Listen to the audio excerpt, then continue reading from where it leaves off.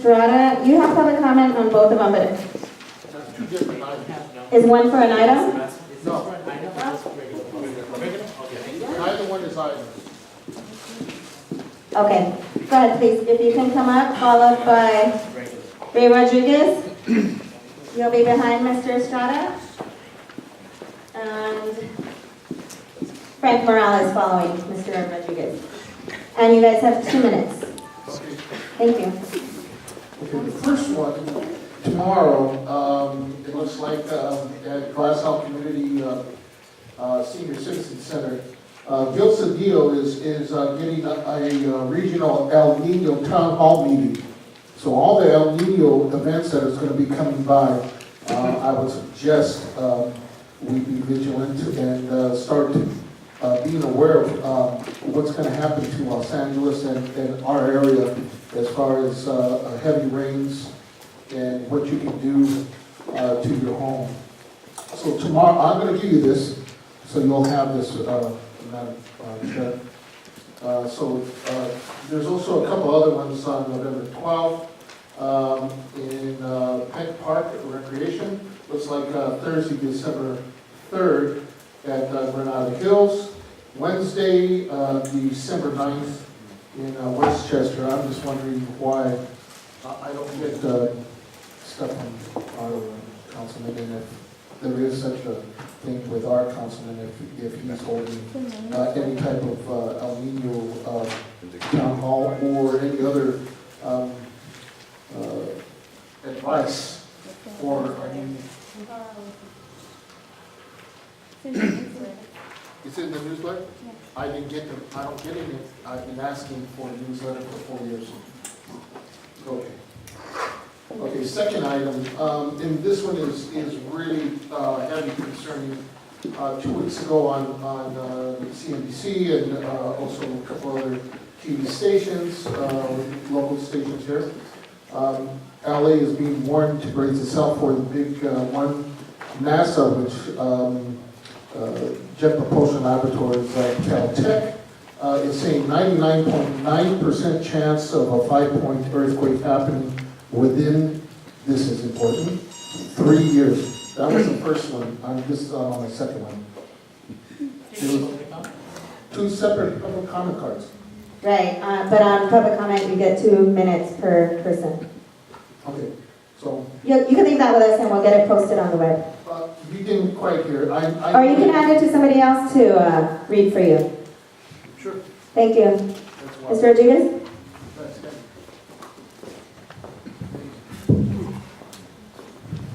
Good evening, everyone. My name is Ray Rodriguez. I work for GRIT, Solar Data Enrichment Action. I do the planning intervention for the city of Ensenado and Indian Heights. And on October 24th, we did the first Peace March for the city of Ensenado. Now we're doing the second one, which will be held November 7th at 10 a.m., starting at Griffin Avenue and North Broadway. That will lead to the resource fair and open house to Lincoln Heights Senior Center and 2323 Westman Street. So I came and I brought flyers and ask you to be involved. We will have a resource fair, we will have jobs, we will have the unions be there. So it's an opportunity for the community and also to bring peace within our community. As you well know, 2 young girls were murdered right here in Rose Hills, and this is part of it. We will join this the vigil tomorrow as well as Saturday, and it will be a separate vigil as we're at. So we want you guys to be a part of it. Thank you and have a good evening.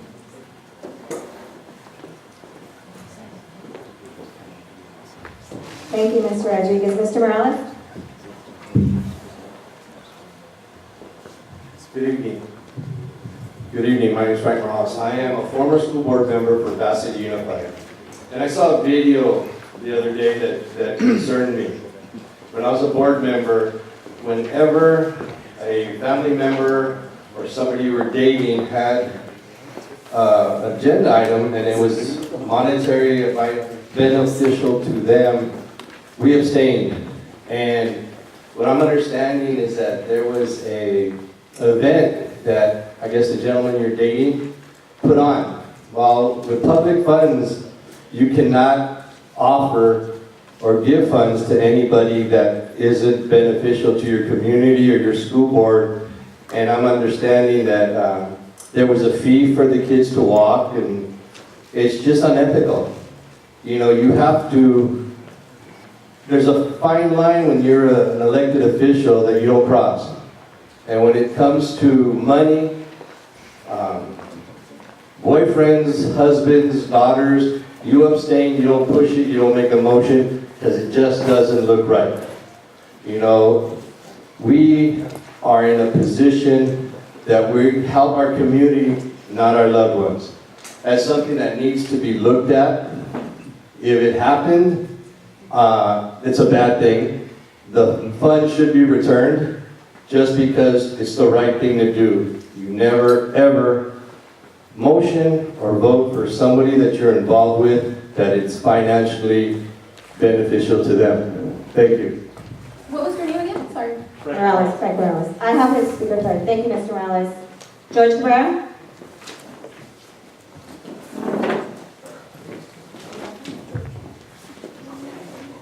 Followed by Steve Wakimoto and Jessica Gudillo.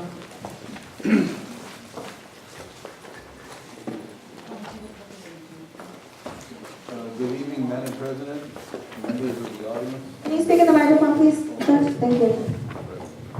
Good evening, Madam President, members of the audience, dignitaries, and folks. I just want to bring up your attention, the community beacon, there's a due date on there if you want to put a story or interesting feedback. It will be on November 14th is the deadline to put any stories or feedback on the community for our paper. And I encourage everyone to read this issue. We've had 37 stories on this issue, and I have copies on the back of the table over there. And also, I want to make an announcement on Tino Bomb Squad is having their 4th annual toy drive on Sunday, November 29th, there at Lincoln Park. And if you're interested in attending or getting involved, I have also flyers in the back table there. And also, as a reminder, don't forget, next Wednesday is Veterans Day, and they're going to have a Veterans Day tribute next Wednesday at the House Reno Veterans Monument at 12 noon. Got that? At 12 noon, that's at the House Reno Veterans Monument. And the community is invited, public invited. And finally, I want to present a certificate to a deserved individual in our community. He's well known in El Sereno, and on behalf of the Councilman Huizar, I would like to present a certificate of appreciation, which is hereby presented to Stephen M. Wakamoto. Stephen?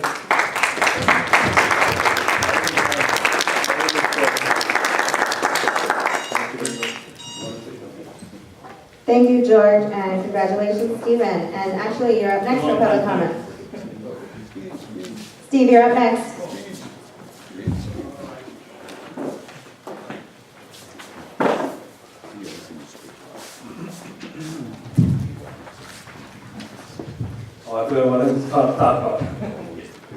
Okay, good evening, members of the board, dignitaries, people present in the peanut gallery. Okay, 2 items of business that I'd like to talk about today, and that is on Tuesday night, November 24th, over at Barrio Action, there'll be the annual holiday Thanksgiving dinner that will be held from 5:30 to about 8 o'clock in the second floor in the basketball gym right now. And make your plans now with Della Montes on the second floor over there. This is something that's been going, I think it's been about 9 years, and hope you can join us. The other thing I want to share is that currently plans are underway by CD14 for the annual turkey giveaway that we did last year. The plans have yet to be finalized, but most likely it will be held in 2 places, over at the El Camino Library on Huntington, and the other location will be at the Boyle Heights City Hall So contact CD14, and for more details, 323-226-1646. And have a great holiday, everybody. That's my message. Thanks. Thank you, Mr. Wakimoto. Jessica Cedillo?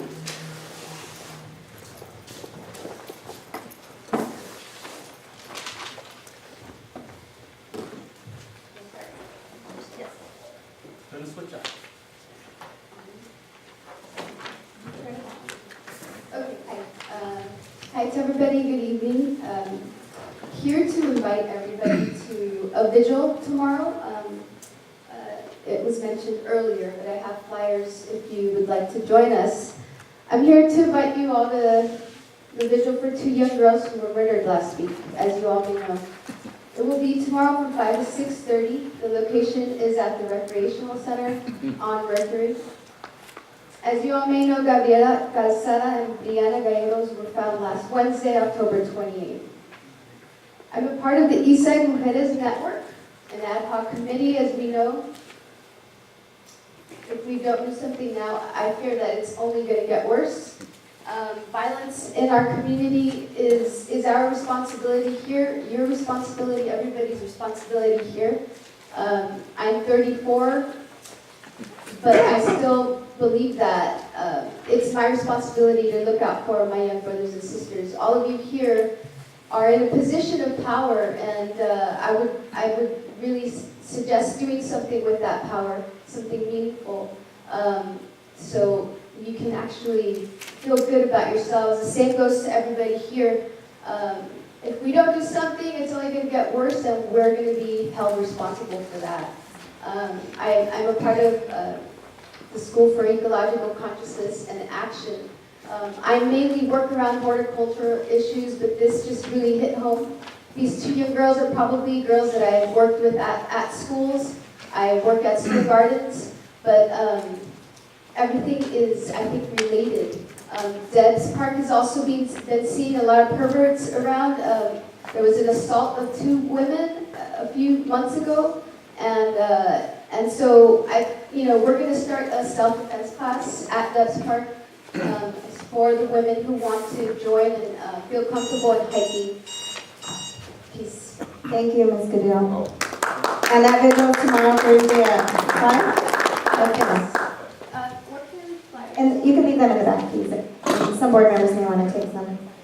Lisa Almeida is next, followed by Anthony Manzano, please.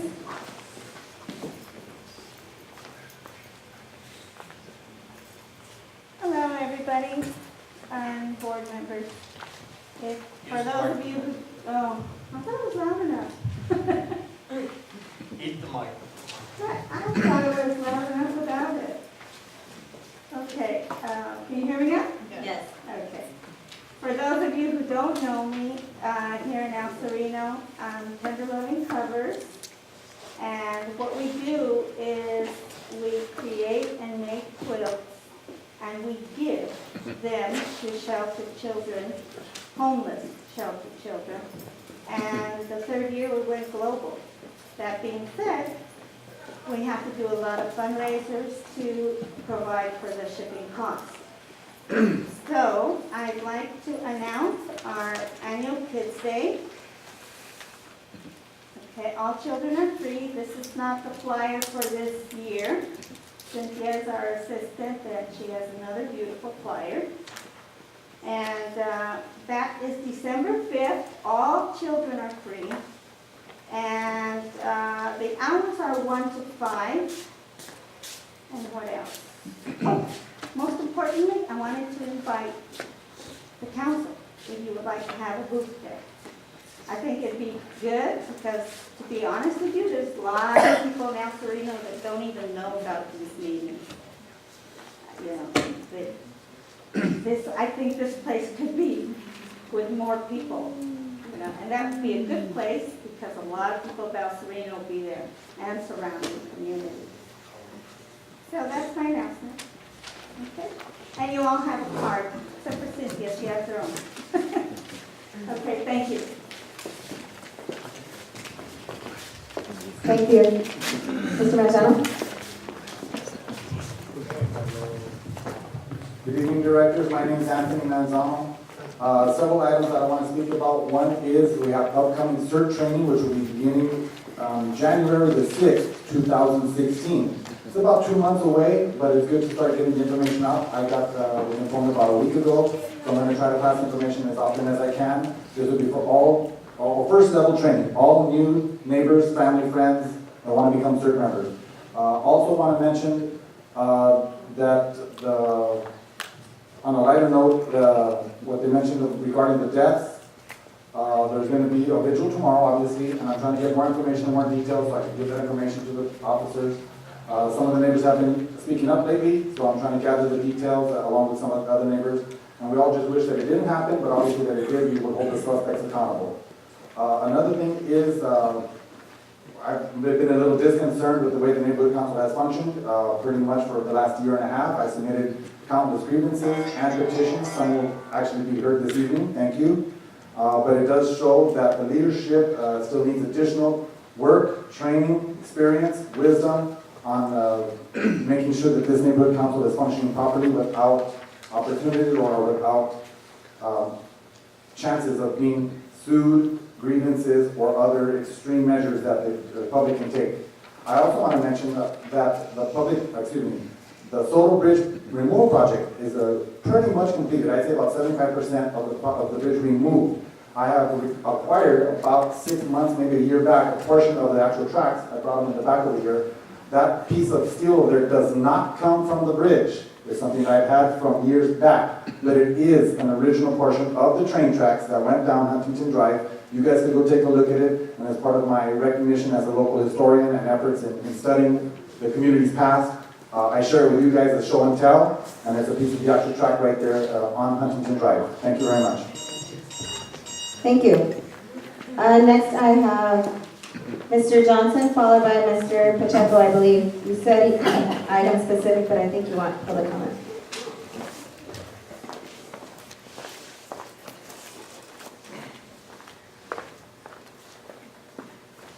Good evening, General Board members, stakeholders. Recently, last Saturday, there was a dedication ceremony at Hazard Park regarding USC's commitment to the park of about $1 million in improvements. The great community turnout, and the greater community commends USC for their gift to the community. That said, this neighborhood council took the lead in its former incarnation in supporting not only the rest of the preservation of Hazard Park, but also the furthering of putting a national monument designation for South Catherine students who took part in the walkout back in 1968, and also that any Quimby funds derived from many projects on the health science campus be reverted back into park locations within the radius designated by the Quimby Act. That said, unfortunately, USC, at the time of their presentation, and the time the board voted to support them, did not make public the fact that they are seeking not 1, not 2, not 3, not 4, but close to 5 liquor licenses for their health science campus. One of the things here in the community surrounding the health science campus is the fact that USC can be a better neighbor by investing in the communities, not investing in a segregated enclave, and also contributing to the contributing more alcohol to already sensitive community with very legitimate concerns about alcohol consumptions. I would like the neighborhood council to stand again, as it did in taking the strong position it did previously, to hold USC accountable to coming to the public and being open and transparent about those liquor licenses. Because as you know, this community does not need any more alcohol-related issues. Thank you very much. Thank you. Mr. Pacheco?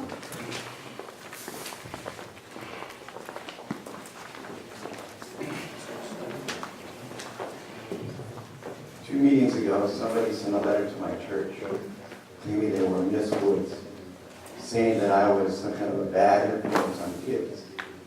I've been a detention minister for 7.5 years at the county jail. I've also been a bereavement minister for close to 20 years, helping very people. Also catechist, taking all my classes. I passed everything, all my fingerprinting, everything to do with children. When I saw at the executive committee meeting, videotape, and the way you guys mocked Anthony Manzano, I think Ms. Woods should have sent a letter to one of you on that executive committee. Shame on you. Thank you. Is there any other public comment? That's the last of the speaker cards that I have. Okay, we're going to move on to item number 5, which is announcements and presentations. The first set is a speaker series for any public or private entities with projects or services in the community. These presentations are limited to 5 minutes each, and we ask that you abide by that, please.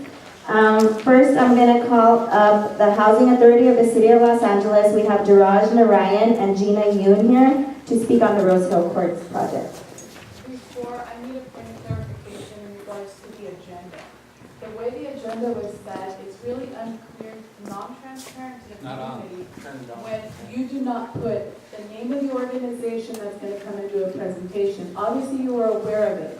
So if you have where it says public or private entity with projects and or services in the community, and then you put / Rose Hills, it's really unfair for people who want to know about the project. So I think that issue, and no disrespect to who's attended, it just was poorly properly written on the agenda. It should have been clear because you want to do outreach for the community, they want to come out. You're not calling in the community that has the concerns because the agenda was not properly written. Thank you, Angela. I'm again going to have to call you out of order. Thank you. I just have a quick question. I'm sorry, it's not time to ask I questions. understand. Do you have any elected officials on the agenda? That's just my only question. Every agenda, there's elected officials on there. And that's why it's left open, because we don't know who or when might show up. Okay. And these agendas have been run through city attorneys, so. Go ahead, Mr. Narayan. I apologize for the interruption. Good evening, Madam President, members of the council, and Advocate Sure, sorry. You can take it off if you want to avoid.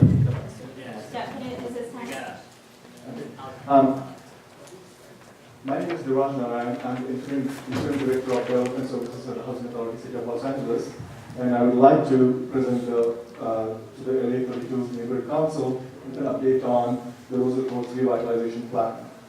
As you know, many of you may know, Rose Hill Courts has been experiencing termite damage, infestation, and damage to the buildings for quite some time, and HAGLA has identified Rose Hill Courts as a top priority for revitalization among its public housing portfolio. So while HAGLA has taken various short-term measures to prevent further damage by monitoring and treating all occupied units, and if necessary, not releasing all the vacant units that's come about, it's important that a viable development plan be created for a long-term solution for Rose Hill Courts. So towards this goal, HAGLA procured Later California as its development partner to evaluate the feasibility of two options: redeveloping, tear down and rebuild, or doing a substantial rehabilitation of Rose Hill Courts for the housing site, and if viable, to carry out its implementation. So after 6 months of planning studies to evaluate the most feasible option, Related is now recommending to HAGLA that HAGLA move forward with the option of substantial rehabilitation. And one of the key reasons is that the tear down new construction would require a very long and uncertain approval process due to the site's historic nature and also because of the underlying zoning issues. Furthermore, substantial rehab would also require less temporary location and require a smaller amount of funding gap. And finally, a high-quality substantial rehab could be completed that enhances the livability of the development, no loss of units, and the likelihood that many residents will have the option to come back with a shorter time frame of rehabilitation. So last week, HAGLA staff took the recommendation option to the board, the HAGLA Board of Commissioners, and they unanimously approved a recommendation to move forward with substantial rehab as the option. I would also like to now talk about the outreach. And since Related has been brought on board, HAGLA has conducted numerous resident meetings, 5 resident meetings, as well as resident surveys in which the community feedback was solicited for consideration for as a redevelopment options were being fleshed out. And the recommended option was also presented to the community for their feedback. The authority held meetings with Councilman Huizar, CD14, and his staff on this matter, as well as the Mayor's Office of Economic Development. Councilman Huizar has been supportive of this recommendation and advised HACLA to conduct broader outreach and to bring external stakeholders into the discussion as well. So with CD14 field staff's help, Related and HACLA have held meetings with various stakeholders from the surrounding community, including LA President Nolan Fonseca, the Rosals Homeowners Association, Father Trinidad of the Our Ladies of Guadalupe Church. We will continue to hold meetings informing the community about the progress as we finalize the rehab plan. And with that, I would like to introduce our development partner, Gina Yu, who can briefly talk about the substantial rehab option as well as the next steps. Thank you again for the opportunity to update the council and the community on the redevelopment plan for Rose Hill Courts. As Daraj mentioned, we have just completed the preliminary evaluation phase and are in the process of refining the rehab scope program for Rose Hill Courts. At minimum, the rehab program will address all of the immediate health and safety issues on the site, including the extensive termite damage, dry rot, mold, and lead and asbestos. We will also be addressing ADA compliance issues with the community building and doing a complete renovation of the community building to accommodate on-site resident supported services that currently do not exist on the site. So that's the minimum rehab program. In addition to that, we are also looking at doing a much more extensive renovation of the entire site, including all of the 14 residential buildings that exist on the property. The rehab program will retain the existing 100 units, so there will be no net loss of units. This is not a conversion to market rate housing. All of the units at Rose Hill Courts will remain affordable, and we are working very closely with the residents to develop a rehab program that addresses all of their needs and addresses the capital needs of the project for the next 20 years. So thank you again, and we do intend on coming back to the council with a much more formal presentation. Thank you very much. When you do that, we'll make sure to get you on a different spot on the agenda where you have more than 5 minutes. Thank you so much. Next, I have Mr. Jonathan Hans from the Los Angeles Homeless Services Authority. You too have 5 minutes, Mr. Hans.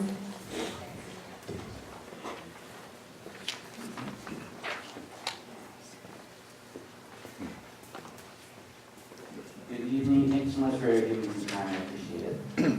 So I'm here to talk about the homeless count that's coming up. I represent the Los Angeles Homeless Services Authority, which is a joint county and city entity that primarily is in charge of distributing all federal, county, and city funding towards ending homelessness to the different service providers across the county. So there used to be a count every 2 years. We're moving that to every year with the growing homeless need. And so the homeless count basically is a one-night event. It is on January 28th. That's Thursday of next year, where we're just asking communities to come together and walk your street, walk your census tracts, and you're just doing a visual count. You're not engaging with homeless. You're just visually counting individuals, RVs, tents, different barricades. And I can't stress the vital importance of the count. Those numbers that you're seeing right there, those are direct results of individuals that volunteer, and then that directly affects policy, affects funding, and towards trying to help those that are experiencing homelessness. And in regards to the count, I just wanted to say, when as a neighborhood council to opt in, there's a couple of things that you do. You're saying that you're going to get a deployment site, you're going to get a coordinator, and you're going to get some food for those volunteers. For the LA32 area, it is around 50 volunteers. I've just added under there just a little bit outside your area because our boundaries that we work within are a little bit different than the neighborhood boundaries, so there's a couple extra tracks for LA 32 that I'm just asking for you guys to cover. The good news that I have tonight is that I've already got a deployment site, if you would like it. The bad news is it's up in Highland Park a little bit. So it's a little bit of a drive to go up there for the training, but that way you don't have to get a coordinator, you don't have to get a site, and you can just go up there, go to the training, and come back and do your count. That's for a little bit later. I wanted to just give a little bit of time if there are any questions in regards to the count or anything in that regard.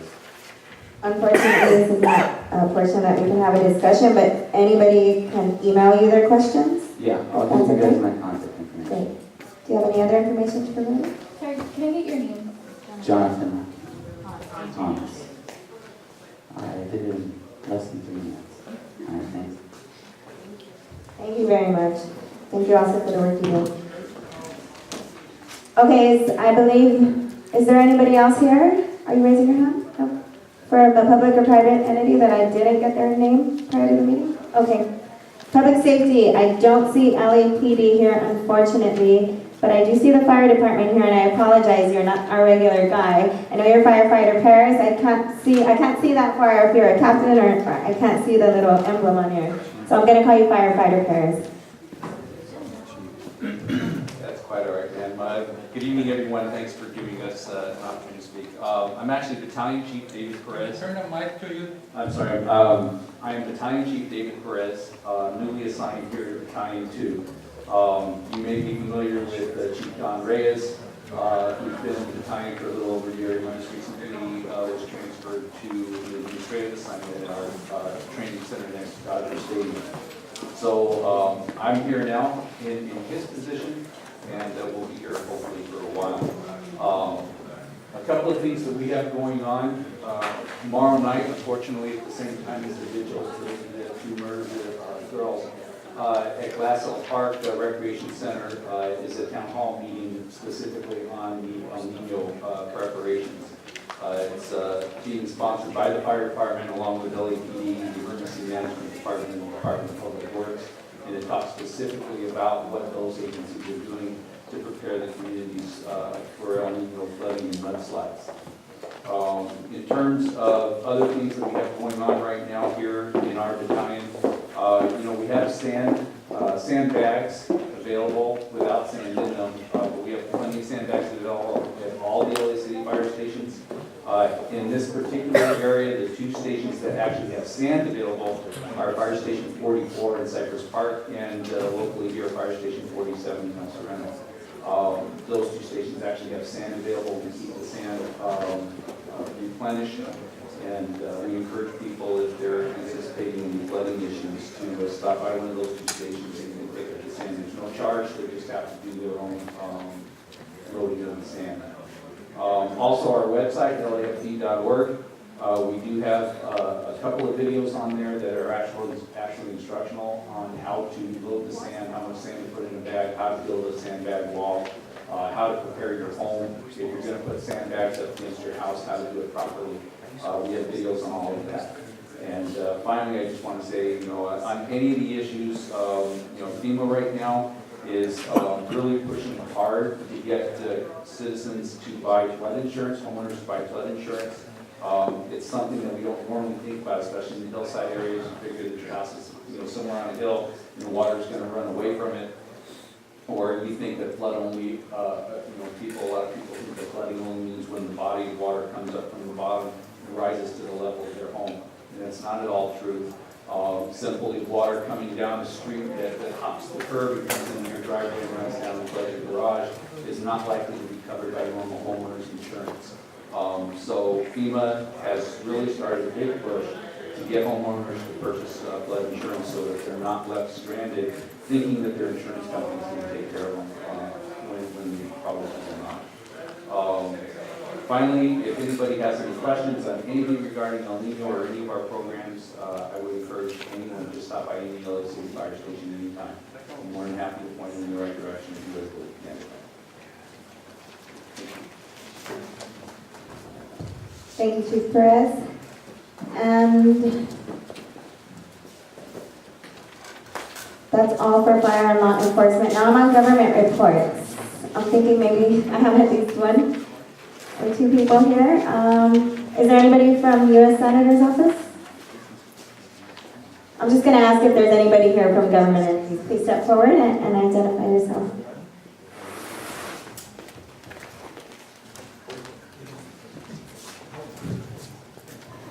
Good evening, everyone. Take it off if you want to hold it. Thank you.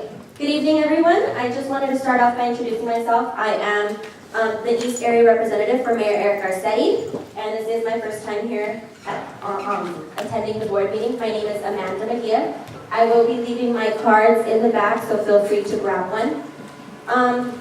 I just want to give you a little context of what I do. So I will be attending neighborhood councils as often as I can. I do cover the entire East area, which comprises of about 16 communities. You will see me at events. You will see me at other community meetings. If you need to get in touch with me, the best way will be through my email, and feel free to reach out to me for anything that you may need.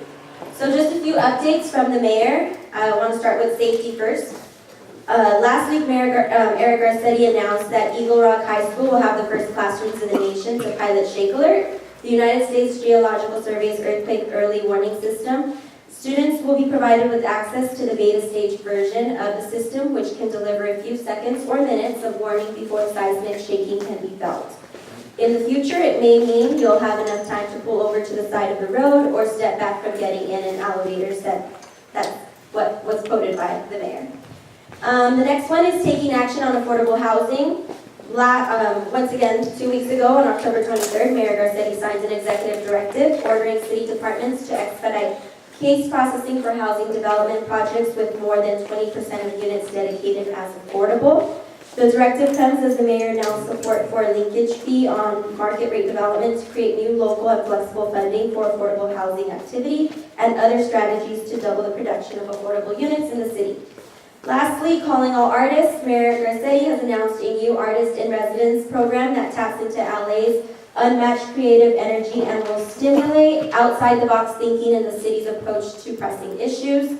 The Department of Cultural Affairs Creative Catalyst Artist in Residence program challenges artists to work with city departments on innovative ways to connect Angelenos with the mayor's vision for a safer, more sustainable, and dynamic Los Angeles. So if you know anybody who is interested, they can visit culturalla.org. And two last things, I am also the East Area Mayor's Youth Council leader, which I did get some students from the East Side. I have about 60 students. I'm really happy that applied to the Mayor's Youth Council. So we will be having 30 of those students participating in this next cohort, along with saving those same applications for students to participate in our next cohort as well. So I'm really happy to report on that. And I am also the intern coordinator in the mayor's office, so if you know any seniors going into college or any college students or just people who are looking for an internship opportunity in the mayor's office, you can also email me and I'm more than happy to work with them. Thank you. Thank you, Amanda. And I apologize, I didn't recognize you. I think your hair is different and that's great. Okay, is there anybody else here from any of the government offices? No? Okay. We're going to move on to the committee reports. Starting with executive committee, I don't really have anything to announce for the executive committee. Sports and Rec, Joey? Land use, that's me as well. I do have a meeting scheduled on November 9th. It might be moved to the 16th, depending on the main, what we're hearing. We're going to be hearing from a school on call list that's currently operating, serving 12 children, and they're trying to expand to have another group of 12. In order to do that, they are requesting some variances because they are a residential. And so that will be upcoming. You can keep an eye out for that on the website. It's either on the 9th or the 16th.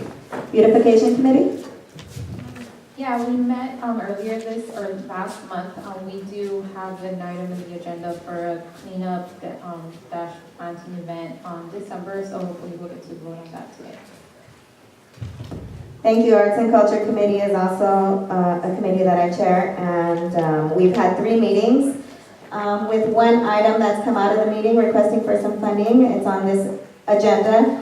The other two meetings were all informational and brainstorming. We're getting the annual Kite Fest going, in which we're going to start working with the Membership and Outreach Committee as a joint committee. As of right now, the date is April 24th, the Sunday of Earth Day, and at this regular spot at Ascot Hill. So we'll be asking for the public volunteer and help, and we'll be inviting all the organizations that come out and support us to once again support. Membership and Outreach. Public Safety, Victor? Yes, thank you. Yes, our committee has obviously two homicides are a big concern in the neighborhood now. And I was hoping that the senior lead officer was here so that we can actually get an update on, are we still in a safety, do we need to be prepared for something, or just an update on what's going on. So I'm very upset that he's not here to give us an update on that, but we as the Public Safety Committee, we will be having a meeting on the November the 10th to address this issue, to see if we can have the captain's lawyer to give us an update on that. Also,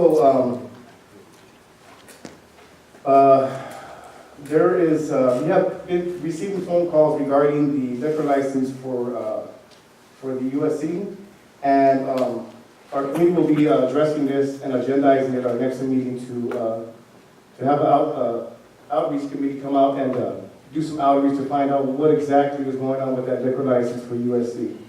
So hopefully everyone will show up on November the 10th, and so we can give more updates regarding the public safety in the community. Thank you. Thank you, Victor. I'm sorry. Capricia? Where will you be holding up that meeting at? I don't think he has a location yet. We don't have to, most likely be our Little Silver Rec Center, but it'll be announced. It'll be posted 72 hours prior, so if you check the website. Thank you. Capricia's not here for the business and economics. Sasha's not here for environmental green. Bylaws is vacant. Sasha's not here for education. Michelle from budget and finance is here.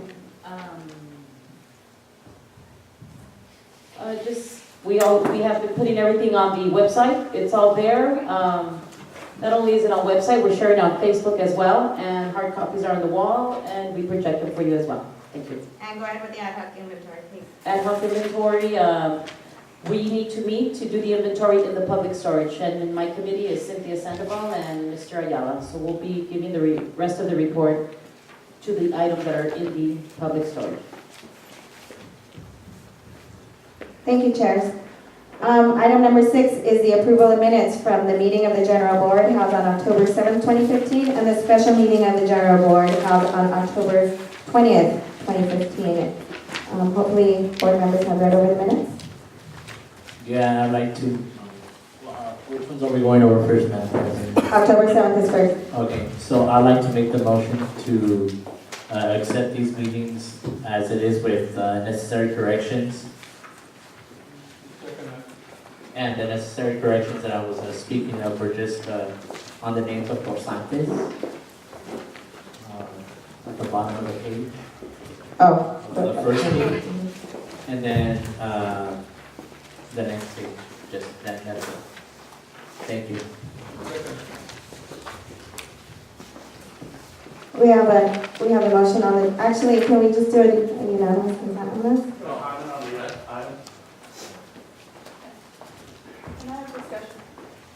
Okay, no unanimous consent. We're going to go ahead and we have an item on the table to accept these minutes with the necessary corrections as outlined by Gama and seconded by Ruben. The floor is now open for public comment. Mr. Johnson?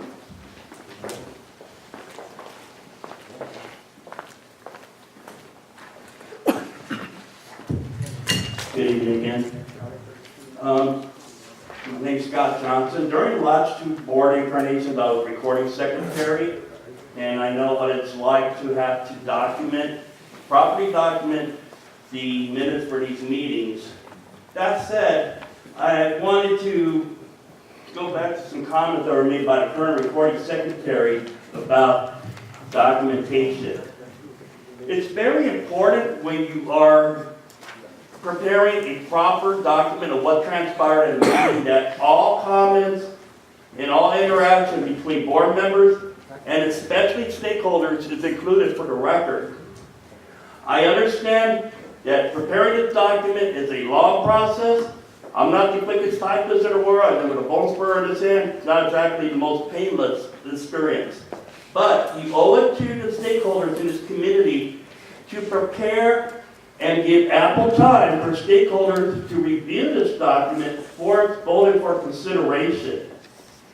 Very good ideas come from stakeholders to this community, and if this document does not reflect the contributions of stakeholders, then it should not pass. I really take umbrage to the comments that, well, I don't need to put comments from the community, I just need to put down the results of the vote that was taken. I'm sorry, that does not cut it. Stakeholders are here to contribute to the process, to contribute ideas that will hopefully go towards solving and taking care of the situation that we're dealing with in our community. And especially with the recent double murder at Debs Park, community members' comments should be properly and thoroughly documented so the powers to be can see how the community feels about this horrific situation that transpired in our community. Thank you very much. Thank you. Is there any other public comment on this specific minutes for October 7th? Okay, we'll open up for board member discussions, starting on my left. Tom? Tom, you have anything? I have nothing, Michelle. Lizana? Yeah, to that. So I did some research on the minutes and what they're supposed to be. Pretty much the comment card is your, what's it called, like your, I don't know, proof or your receipt. Yeah, I don't know how to say it. Documentation of it. So to me, it seems redundant and a waste of time to add them onto those minutes because they're already, as detailed, I think, as they should be. I researched it, I looked online, what are the minutes supposed to be, and I cover that. It's a little bit upsetting to hear, like from certain people, like, if you want to know what happens, I recommend YouTube. That's what I do. Honestly, that makes sense to me. So, or show up to the meeting and be present. So that's just my comment on that. Thank you, board members. Please keep your comments to non-personal. Try to keep it, not be personal about it. Cynthia? Angela? Yeah, absolutely. I'll just repeat what I said before. Before we come to our meeting, it's fair for the board members to be able to read these minutes. So even if it's just a draft, I'm comfortable with that. I just want to read it before I come here and have 5 minutes to take a position on it. I want to make sure that everything's correct. I want to make sure that my name is not there is absent. I want to make sure that what was said is accurate. So I think there's the right to be able to see this before. So when the agenda is sent out, I would like the minutes, the draft minutes, to be attached. Thank you. Thank you. Victor, any comment on these minutes? No comment. Yoli? So just we're gonna say that Constantes is misspelled on that same line, we just fixed the word report. And then I have a question on the elections ad hoc committee members. Are those members accurate on item 12? I'm sorry, can you repeat that? Which one on item 12? Yes, ad hoc for elections committee. Is that accurate?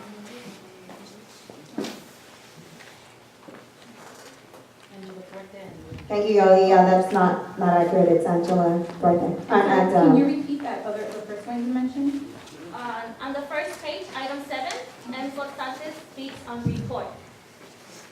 Yeah, the P. Okay. And then on item 12? Last page. Last page, it's not Yoli Garcia, it's Ruben Chavez.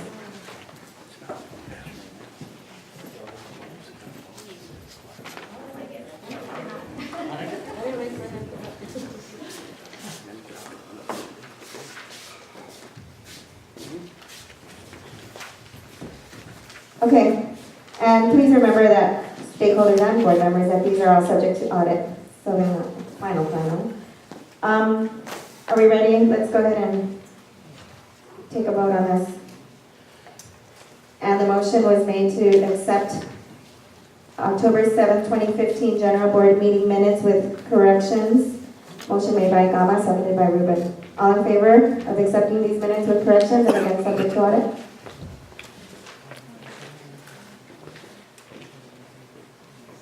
All those opposed? Opposed?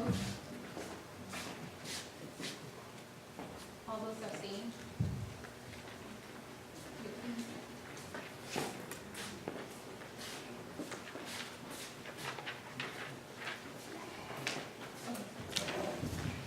Motion passes 703. 703, these minutes are adopted. Let's move on to October 20th minutes, special meeting of the General Board. Is anyone prepared to move a motion? Can you repeat that, please? I said, is anybody prepared to move a motion I move the motion. to accept the minutes? Yes. Any corrections? Question. Any corrections? Any corrections? No. Do you accept the minutes as proposed, Yes, as proposed. subject to audit? Subject to audit. Thank you. Your second. We now have a motion on the floor to accept the October 20, 2015 minutes as proposed, subject to audit. Is this by unanimous consent, or are we doing discussion? No? Okay. Point of clarification, when you mean subject to audit, what does that Mike, please. That means if somebody views a video and says this is completely inaccurate, I mean, then we fix it. So what do you mean we fix it? They'll be removed from the website, corrected, and placed back up on the website. So they don't come back to I would probably have to come back for a vote, yes. It has to, okay. So that's what I want to clarify first. So if we notice some inconsistencies with the minutes, going back to the YouTube video, are those minutes going to return to the board so we can amend them as a board as a whole? Those minutes would have to return to the board. Thank you. Are we gonna have board discussion on this? Are you guys prepared to unanimously consent to Ruben's motion? Is there any objection to this? Okay, the minutes are adopted as proposed for October 20, 2015, subject to audit.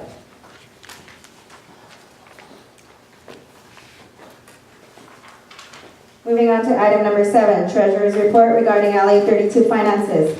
Discussion and possible action for approval of the LA 32 NC monthly expenditure report for October 2015. And for this, we go to our treasurer, Michelle. Good evening, my name is Michelle Corsantes. I am the treasurer of LA 32. The monthly expense for October 2015. Operation expense, $381.37. Event expenses, $3,806.30. A total for the month of October, $4,187.67. Thank you. I'll make a motion to move. Let's go ahead and get it projected. I think Angela has already moved the motion to approve the monthly expenditure report for October 2015, seconded by Gama.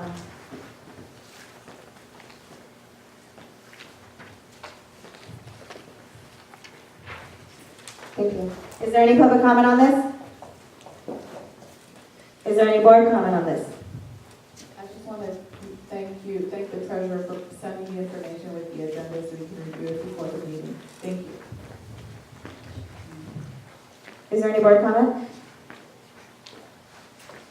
All in favor of approving the monthly expenditure report for October of 2015? I'm sorry, we need a roll call vote. Sorry.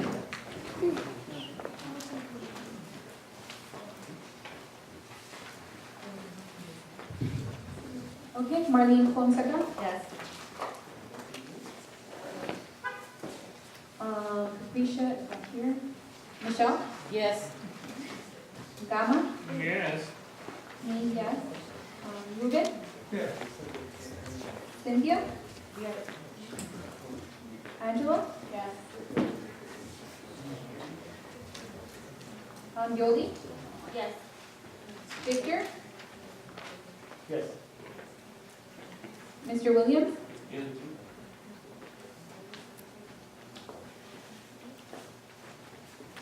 Motion passed 10-0-0.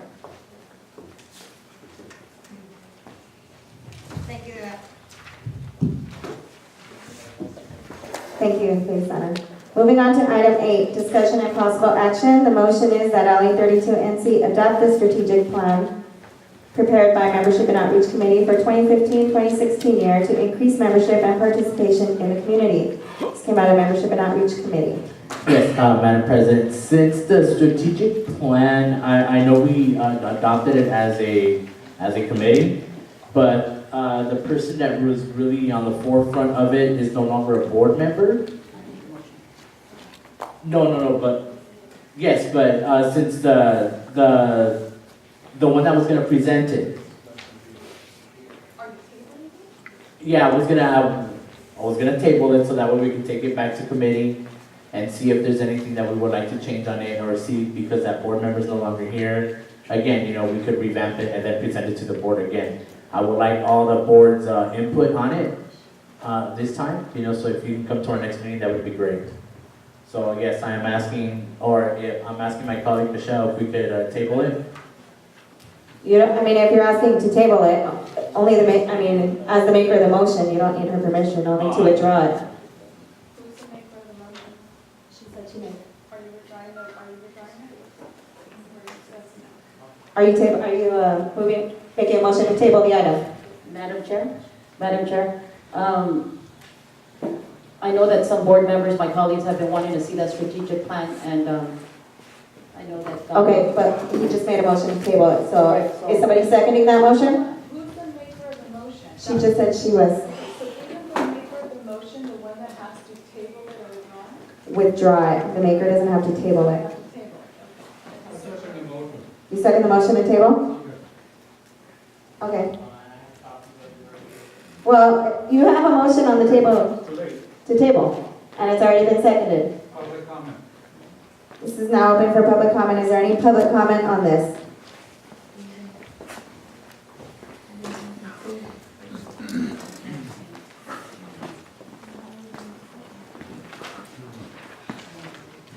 A little confused. Committee decides to make a presentation, and the committee member decides it's not appropriate. Something very wrong here. Thank you. Does everybody want a copy of it? Yes. I know you want some.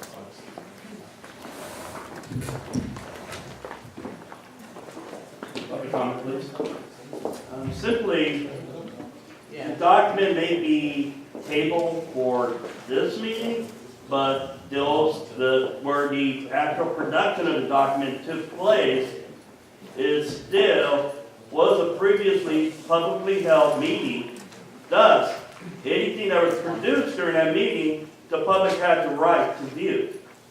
Thus, if this document, I think a courtesy would be if the committees would put their work up on the website for review. It used to be that committees will bring items to the board with documentation of the agenda, the receipts, and the work that was done. Again, that gives the community proper time to see that these committees are practicing diligence in executing what they're stating they're trying to accomplish. Thus, I would say here that it could be a status report, okay? But also too, I think the committee has the responsibility to let the community know what the status is, what they have accomplished, and give the documentation as such. Thank you very much. Thank you. Is there any other public comment? Okay, board.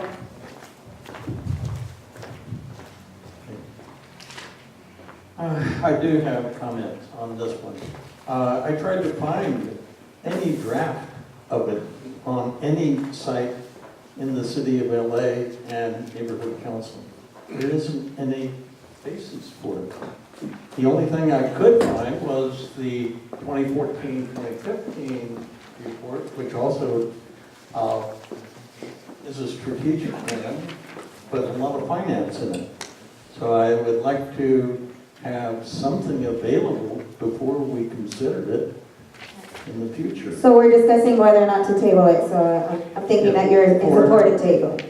I would highly recommend to table it until we have proper documentation, and it should be on the website. Thank you. Kama? No, I agree. I agree. I want more board input on it. So those of you that are questioning or have something of a better input, then it is more than welcome. Michelle? My understanding, it's ready to project. Dama needs to get it from the other committee member so we can have it here. I don't have access to that because I didn't put the PowerPoint together. But do you have the PowerPoint? Was it emailed to you? It wasn't emailed to me. So the other community member, Jenny, has it. So now that she resigned, how do we get it? So now we need to find a way to get it from her. You don't have email yet, right? She didn't resign from the committee, just to go. Luisana? Ruben? We're talking about whether or not to table the item. Yeah.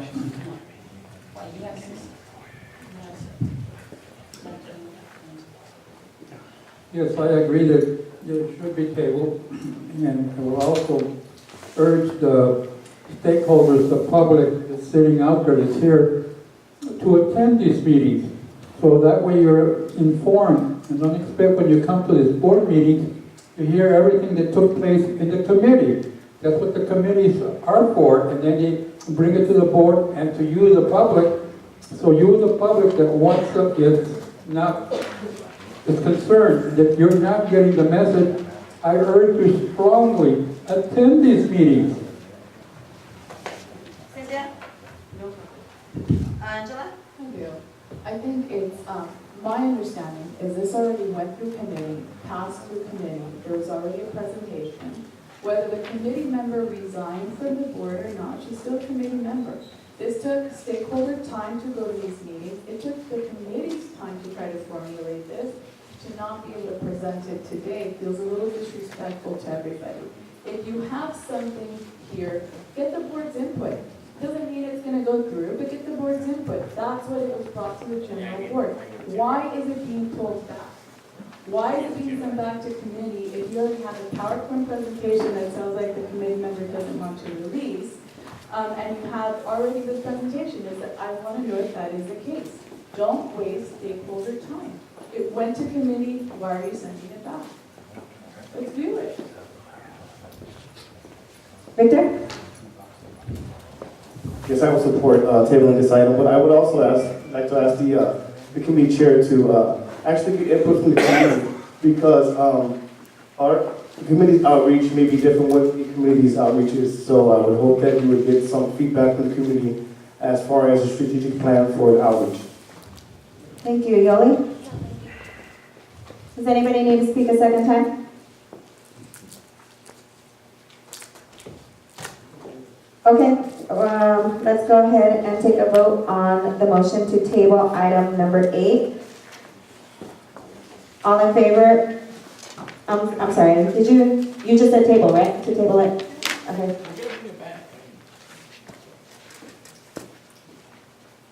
Okay.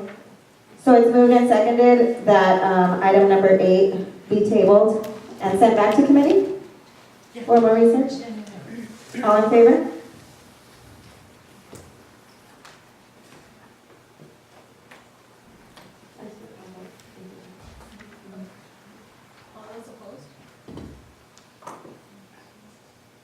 Tom, are you abstaining?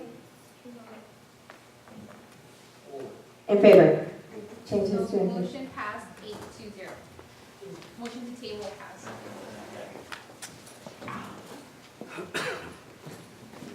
Okay. Okay, that motion was adopted to table item number 8. It's going to go back to membership and outreach. Please put it on the agenda and let the community know when you're going to be hearing this. Item number 9 is discussion and possible action regarding establishment of an ad hoc committee to gather information and concerns, review, discuss, and propose resolutions for the board's consideration on issues related to senior citizens in the LA 32NC area. This request was submitted by Tom Williams, and it is not a motion, so if we do want to discuss it, somebody does need to make a motion and second it. A motion? you're gonna move a motion to create an ad hoc committee? Just to hear, just to hear, Yeah, we can discuss it. discussion, correct? I second it.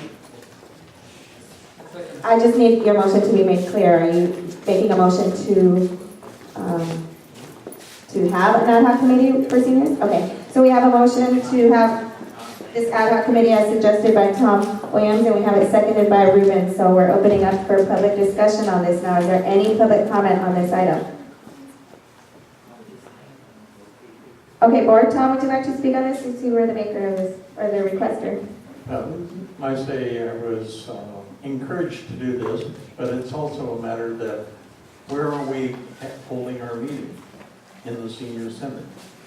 It's a pivotal issue within the community. Everybody's aging.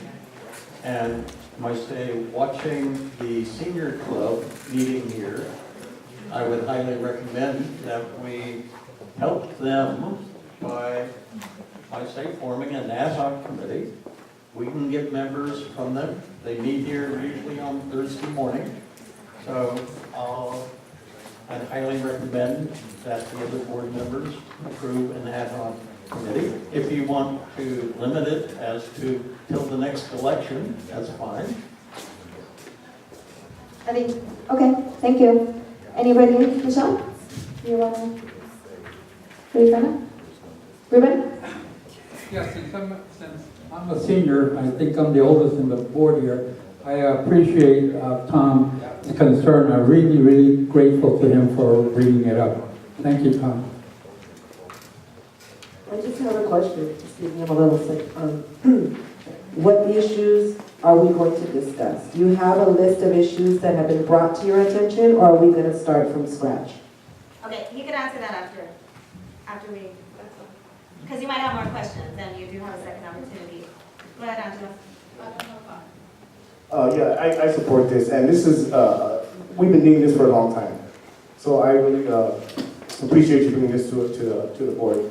Just to update that Rosehill's community, Rosehill Rec Center, they also have a senior citizens who meet there also. And there's some issues they have brought up to our board regarding public safety, for their direction regarding the heat that's inside here. So I would like this committee to go forward so we can address their issues. Okay, go ahead, Tom. In general, it's financial, health, legal, transportation. What can they get from the public services? How to use the public services. There's several other neighborhood councils also have some sort of senior committee. And I will take my lead from them, but I say right now I can submit this evening and or tomorrow a list of major issues regarding that. And remembering in the background that seniors vote at a higher participation rate than anybody else. So they have the time. And frankly, watching them play bingo here in this room is kind of frustrating. Life can be much better than that. Thank you. Thank you. Would anybody else who has only spoken once like to speak again on this? Go ahead, Cynthia. Just for the record, I do support this. I was just asking those questions. Thank you. Victor? Once again, I'd like to thank Tom for bringing this up. This is a long time coming. We've been needing this for a long time. So I support this, and I appreciate you bringing this to the attention of the board. Okay, go ahead. Tom, I'd like to know where are we going to have these meetings, what day, what time in the evening, to give an opportunity to the stakeholders to participate? We don't even have a committee yet, so that's going to come later. Okay, so we're done with board discussion, and we're ready to go ahead and take a vote. The motion was made by Victor, and it was to create an ad hoc committee to gather information, concerns, review, discuss, and propose resolutions for the board's consideration on issues related to senior citizens in the LA 32 NC area. All in favor of supporting this motion?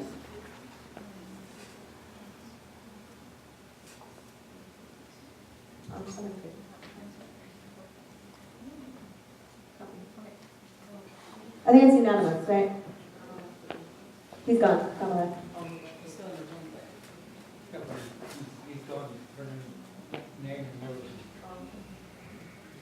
Okay, what was the count? 900. 900, motion is adopted, so we will create an ad hoc committee. And, I mean, if we can't create it now, I'll go ahead and pick some members and you guys can ratify it. Chair. Tom, are you willing to chair the committee? Yep. Okay, so I'm gonna go ahead and name Tom Williams as the chair. Is there any board members who'd like to be on this committee? Tom? You can only have 2 other directors on it, and then you can have as many stakeholders as you like. I'll withdraw. You withdraw? Well, you raise your hand, right? Yeah. It's an ad hoc committee. For the seniors. What? You can only have 3 directors and as many stakeholders. That's right. Any committee. I can find stakeholders tomorrow. Okay, stakeholders we can add, sure, unless there's some here. Some in the audience. Are there any in the audience? Stakeholders, Tom can go ahead and add. For now, we're gonna appoint Tom as the chair. Did you withdraw your request? Yeah, so that way June can get in and, You wanna be in? yes. Victor and Michelle as committee members. Okay, great. I will attend the meeting, I'd like to be notified. Can I get a motion to ratify my assignment? I'll make a motion to ratify the assignment Thank you. the ad hoc committee. I second that. Thank you. So is there any public comment on this? No board comment? All in favor of ratifying the committee as assigned by me, with Tom as the chair, Michelle and Michelle and Victor as committee members? Raise your hand. 900, motion's ratified. Your ad hoc committee is created. Thank you. Moving on to item number 10. Discussion and possible action, the motion that LA 32 NC reallocate the budget for 2015-16 as proposed per attachment X.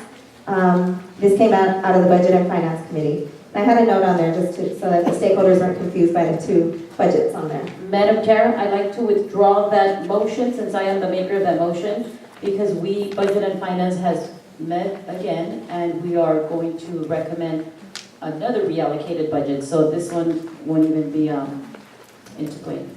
Thank you. That motion has been withdrawn. And we're moving on to item 11. Discussion and possible action is the motion that LA 32 NC upgrades to a bigger size storage space from the current 5x10 to a 10x10. The price range for the larger storage is $200 and $250 a month. Madam Chair, as the maker of that motion, I would also like to withdraw because we do need the funds for other stuff as events, co-sponsor events for committees. So as the maker of that motion, I will withdraw and we'll just have to deal with the little size storage space that we have, work with what we have. Yes. Thank you. I do agree with that. I appreciate it. And the motion is withdrawn. Moving on to item 12, discussion and possible action that LA 32 NC amend the previously adopted motion for LAPD movie night. The amendment is a change in date from October 3rd to October 10th. The motion to co-sponsor this event was approved for the September 2nd general board meeting. LAPD has since requested that they moved it. And also, Madam Chair, I'd like to withdraw that motion because I was the maker of that motion. But since that motion never made it to neither of the October meetings, it already expired the date. But Outreach got together and we are going to recommend another movie night with LAPD for November. Thank you again. And item number 13, discussion and possible action. The motion is that LA 32 NC refund board member Marlene Fonseca, that's myself, $60 for the purchase of coffee for general board meeting held on September 2nd, 2015. This came out of the executive committee meeting held on 9/28/15. I move that motion as it's read. Thank you. Is there a second? I'll second it. Thank you. So we have a motion on the table to refund board member Marlene Fonseca, myself, $60 for the purchase of coffee for general board meeting held on 9/2/15. Public comment? Public comment? No public comment? Board? So my question is, I know we voted for hospitality a while ago, so I'm just wondering if this is redundant, like if you checked, well, you guys check, and if we have to do this, you know, it's just like a waste of time, and I would rather not end doing it in the future. So do we have to do this, or is it, are you just covering all your bases? Ruben? I'm sorry, I wasn't listening. To what? You're asking me for what? What are you asking me? We're on board member discussion for item number 13. Oh, I passed. Cynthia? Angela? Yeah, I do. I did receive a copy of the receipt, and I had just a few questions regarding, first of all, when it came down to, I want to know who actually paid for the coffee? How did Marlene's name get on it? And the receipt says Jerry. Who is Jerry? So I have those questions as to, so I'm going to repeat because I do want to understand it better. Who paid for the coffee? Was the treasurer available to make payment for that coffee? And how did your name get on that receipt? Jim? Yeah, hospitality and board member reimbursement are two separate things. I think we had discussed this before, and we had got a recommendation from Don that, not a recommendation, but the rule is that any board member reimbursement has to be rectified by the full board. A couple of months ago, we had discussed this, and I explained to you, Madam, that we can no longer do this unless the board rectifies this. And you assured that there would be no more reimbursements unless the full board approved it. So I'm just curious of how this got through when a couple of months ago you announced that there would be no more board member announcements unless the full board approves it.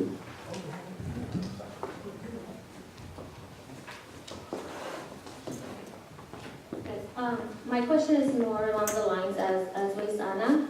I know for when we approve events, if board members, happen to make, go out and buy certain things for events, we get automatic reimbursement because the board already approved the event and the line item. So with hospitality, would this be the same case? Since the board already approved it, let's say if for whatever reason the treasurer cannot go get coffee or whatever it is that we want for the meeting, but instead I go and I pay for it, would I automatically be reimbursed, or does it have to come to the board? Just like the events. I'm wondering if it works the same way. Okay, so I was not the maker of the motion. I don't know who was. That was me. Oh, okay.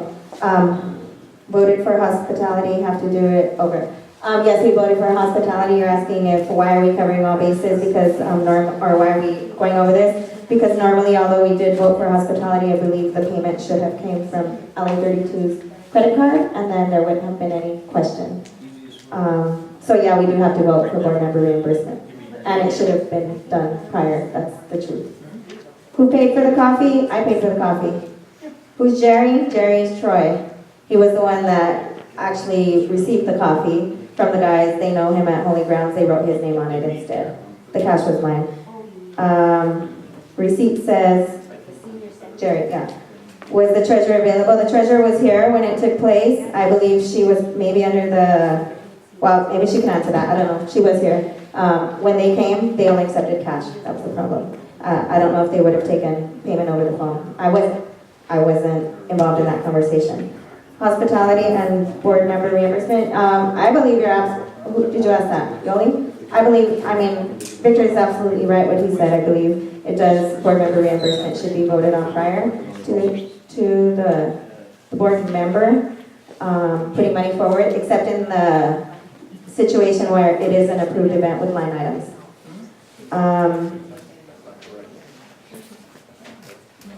What do you mean that is correct? If it's an approved event, like the ASCA or any of yours, what's it called? The basketball thing you had, yeah, we pay for things because they're approved event line items, and you guys can go ahead and call funding. I already did, that's why I'm bringing them up. That's why I'm bringing this up. It's the second time this is brought up, and this continues to happen. I said you're correct with board member reimbursements, but with line item events, that's the only time when a board member can use their own money and get reimbursed without. I think that's incorrect. Angela? Okay, so just so I can understand what you just said. So you're saying Troy, Jerry, right, paid for the coffee, right? You paid for the coffee, yes or no? I paid for the coffee. How did you pay for the coffee and the receipt has his name? I just explained that to you. He was the one that met the guys outside. He gave them the money. They wrote him the receipt. So how did your name get on the receipt? You wrote your name on the receipt? I wrote my name on the receipt. Okay, and I just want to make sure I understood this. Again, I want to make sure I understand this because I know there's video footage. I'm going to ask you again. So Troy paid for the coffee, $60 worth of coffee. This receipt does not have a stamp from Holy Grounds. It doesn't have anything to show. It's just a regular receipt, right? And it says Jerry's name on it. But you paid for it and you wrote your name on this receipt, correct? Yes, correct. I just want to make sure I understood it. Look, let me make this clear. This was at the direction of the treasurer, whether it was an accident or not. I could care less whether or not I get this money back. I'm not asking for it back. I was not the maker of the motion. I could care less. It's not going to make me. It's not going to break me. It just came before a motion was made. I had to put it on the agenda. So I would ask that you please leave it as a discussion, but leave the other tones out. I'm sorry, leave the other tone. I'm asking. It's a board member We're having discussion. discussion, and that's what I'm asking. I've answered your questions. Don't personalize this. I'm trying to understand the receipt and the process. That was the exact process. My other question is, was the treasurer available to pay for it? Because I know in the past, Holy Grounds has been. The treasurer was here, yes. Let me finish. We're going to have discussion. You need to let me finish, and then when I'm done, it's your turn. That's how it works. Actually, So, it's really not how it let me works. finish. I have the floor, so let me finish. The question is, was the treasurer available to make a phone call to Holy Grounds to pay over the phone? I know in the past they have done that. Maybe you should ask the Okay, treasurer. so I'm going to ask the treasurer that, was she available that day to be able to make the payment? Yes. Okay, so it didn't go through process. So now you just very vocally said that it doesn't matter whether it gets paid or not. So if the maker of the motion removes it, then you're fine with it, right? I'm not going to cry over it. Perfect. David? Madam Chair, you may not care whether you get the money or not, but I do care, because this scenario can happen again, because board members from other NCs as well as have been reimbursed. They can't be reimbursed, any board member, if it's approved. In this case, it was approved, so it doesn't matter who paid for it. It was approved for it to be bought in the first place. And I appreciate that President went to all that trouble to get it, and then to bicker over whether they signed it or didn't sign it, or who paid or did. Doesn't matter. It's still under the board member. In this case happens to be the president, but it could be any board member, male or female of any age. It's authorized by the board to take that type of behavior. So I think that our president is in order, and I think that my colleague here is out of order really on the issue by belaboring the issue so much. I was asked to pay for it. I didn't volunteer to pay for it. I was asked to pay for it again. I don't care if I'm reimbursed or not. Luisana. I'm also in agreement with Mr. Chavez. Like, you know, Marlene just did this to make our meetings a little bit better. It might have, you know, maybe it didn't go straight to the way it should have, but so what? She deserves her money back. I don't appreciate this little, like, personal stuff that, you know, is just very irresponsible and just gross. You know what, we're violating the rules of decorum here. Everybody's supposed to only have 2 times to speak. You've spoken 2 times, I've spoken 2 times. Everybody has spoken 2 times. Again, everybody's heard what I had to say. Oh, you haven't, is there anybody that hasn't spoken twice that would like to speak? Tom? I haven't spoken twice, but I'll pass. Okay. Anybody who hasn't spoken twice? Michelle?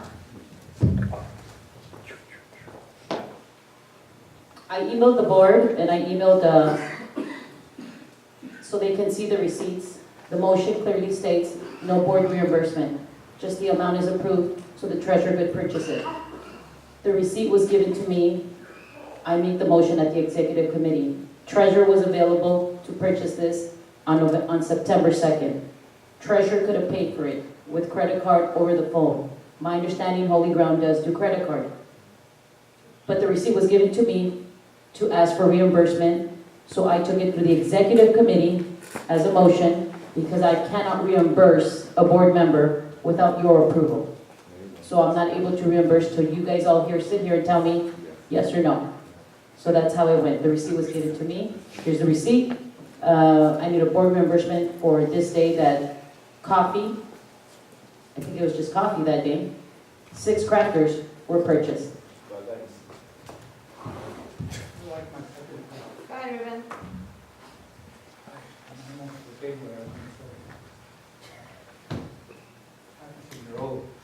Anyway, I hope that the board approves this because, as I said, this can happen to any board member, even the ones that aren't here right now. If the board approves for them to go do something and they spend the money out of their pocket, isn't the issue whether the person doesn't care or doesn't care about the money. That isn't the issue. The issue is that a board member we're going to, hopefully you board approve this thing so we can end this. We don't want a feud between the president and any other board member here because of this little petty thing. So let's please vote for this and let's get it over because it can happen to any of us. And my last comment. I'm gonna ask you guys nicely, the next time, don't purchase nothing. Yes. Don't purchase nothing because the next time, I'm probably not gonna vote in favor of your reimbursement. Unless it's an event that the department approved, then yes, because the funding department approved that amount for that event and we could go do the board reimbursement. But for something like this, I will, because it is something that she purchased and she should be given back her money. But just next time for, ethical practice, just, I'm not gonna vote in favor if you guys do something like that. Okay, I'm sorry, I have to speak up at this point. Are you gonna say that you didn't ask me to pay for this? No. You're saying that you didn't ask me to pay for this? No. Okay, second question. If you were available to pay with a credit card, why didn't you? Because you just stated that you knew Holy Grounds accepted the credit card. No, I said I know they accept credit cards. So how come you didn't pay with the credit card over the phone? And I was asked to pay instead. That's her option. She doesn't have to. She doesn't want to. Nobody asked me to pay for it with a credit card. No, you asked me to pay for it with cash. Okay. Okay. Let's go ahead and take a vote. Again, no hard feelings. I've turned into public comment. I know, but public comment was over. Public comment is before board discussion. Public comment card, please. Can we have a courtesy of that? You know what, I'm gonna go ahead and give you the courtesy, and I'm gonna open it up for anybody else who would like to public comment as well.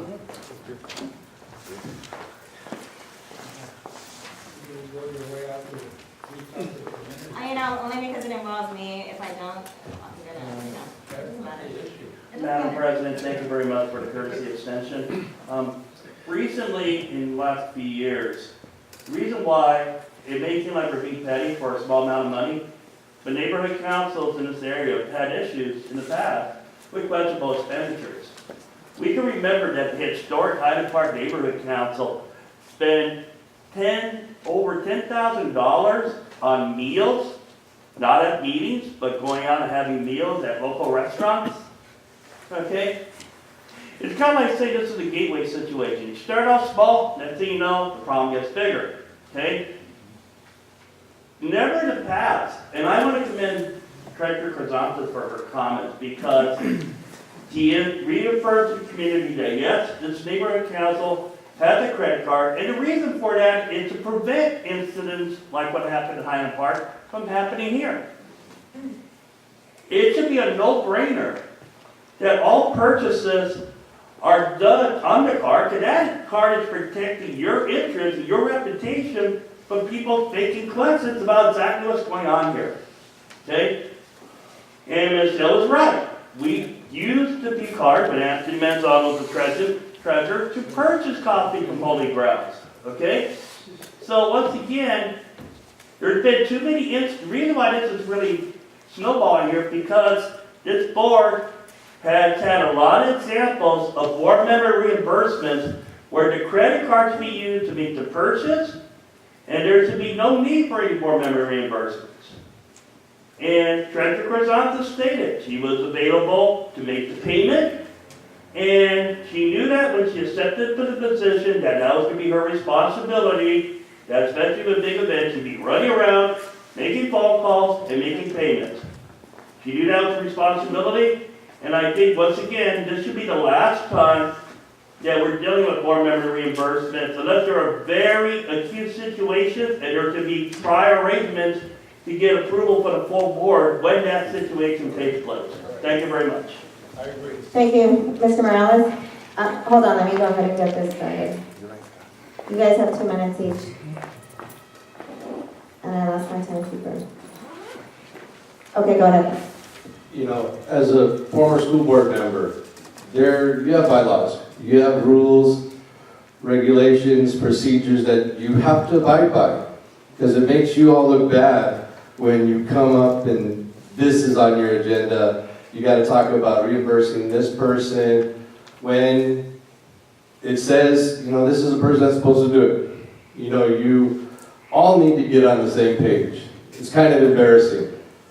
You know, the only thing that I would question about this whole thing, if I was a board member, was if you ordered from a coffee shop, and they have their receipts. They don't have something you get at the 99-cent store.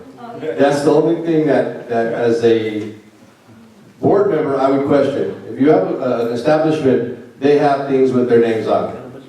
But really, y'all need to get together and figure this out because it doesn't look good to your stakeholders. Thank you. Thank you, Mr. Morales. Mr. Pacheco?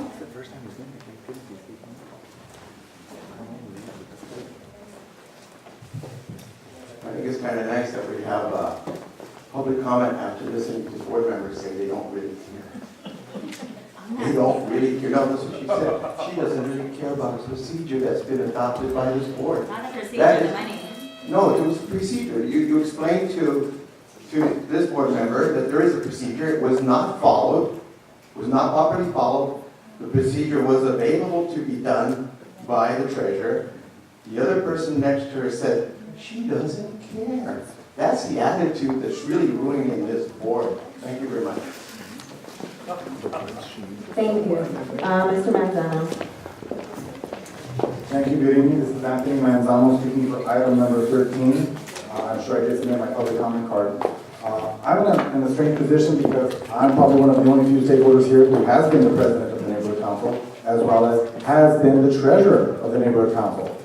Being both positions, I understand what the treasurer's difficulties is, and oddly enough, it's a little bit more difficult to be the treasurer than it is to be the president. That being said, with an expense like this, what my observations are is there should be no board member reimbursements until the board votes for it first.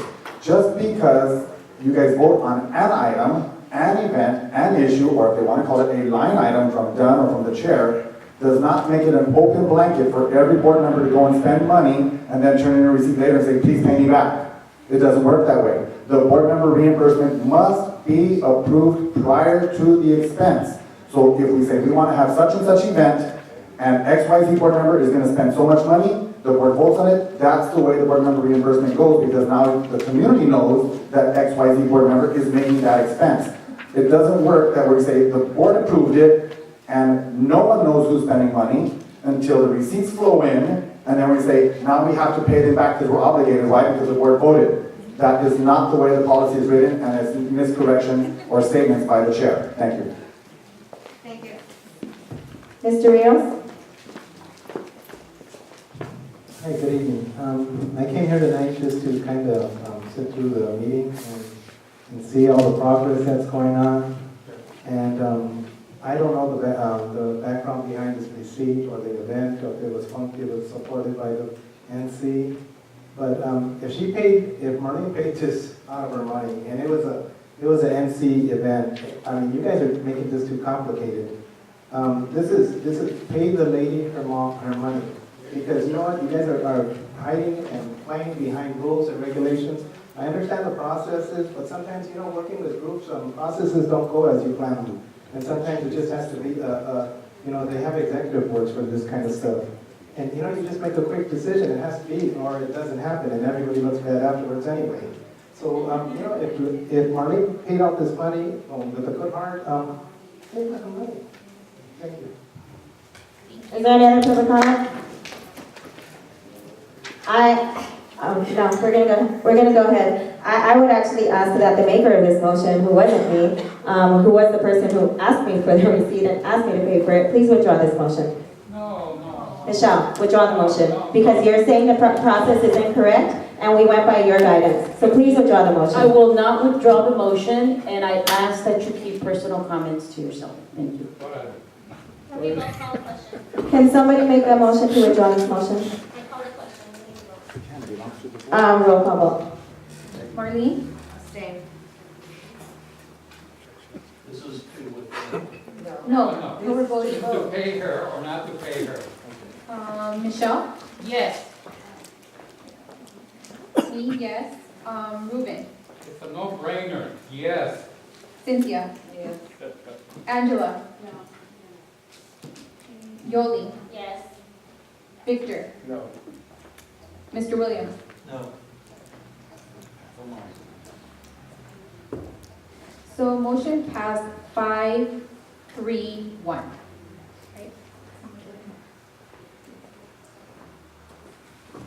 Thank you. Thank you, motion passes.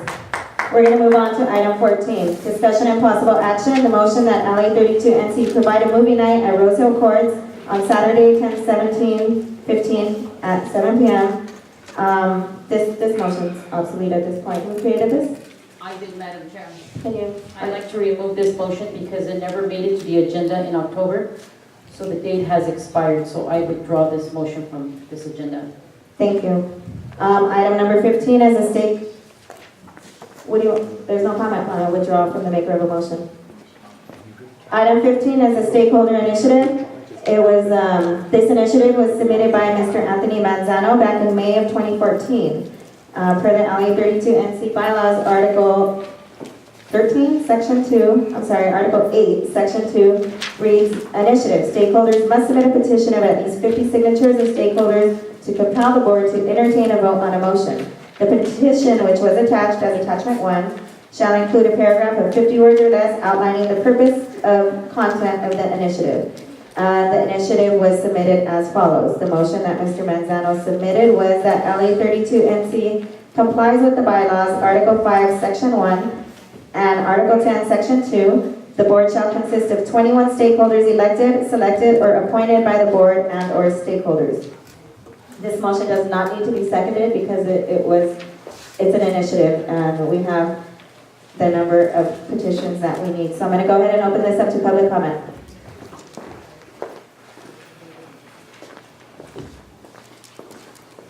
Madam Chair, prior to actual public comment, may I ask that I be allowed one additional minute to give a presentation explaining why my initiative was presented about a year and a half ago?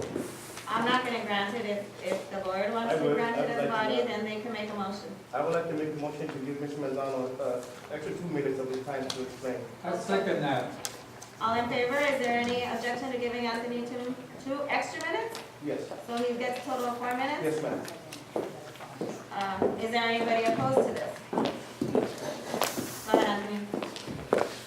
Thank you very much, Madam Chair. My name is Anthony Manzano, and I'll be speaking directly on item number 15, which is a stakeholder initiative petition that I submitted back in May, I believe, of 2014, which is about a year and a half ago.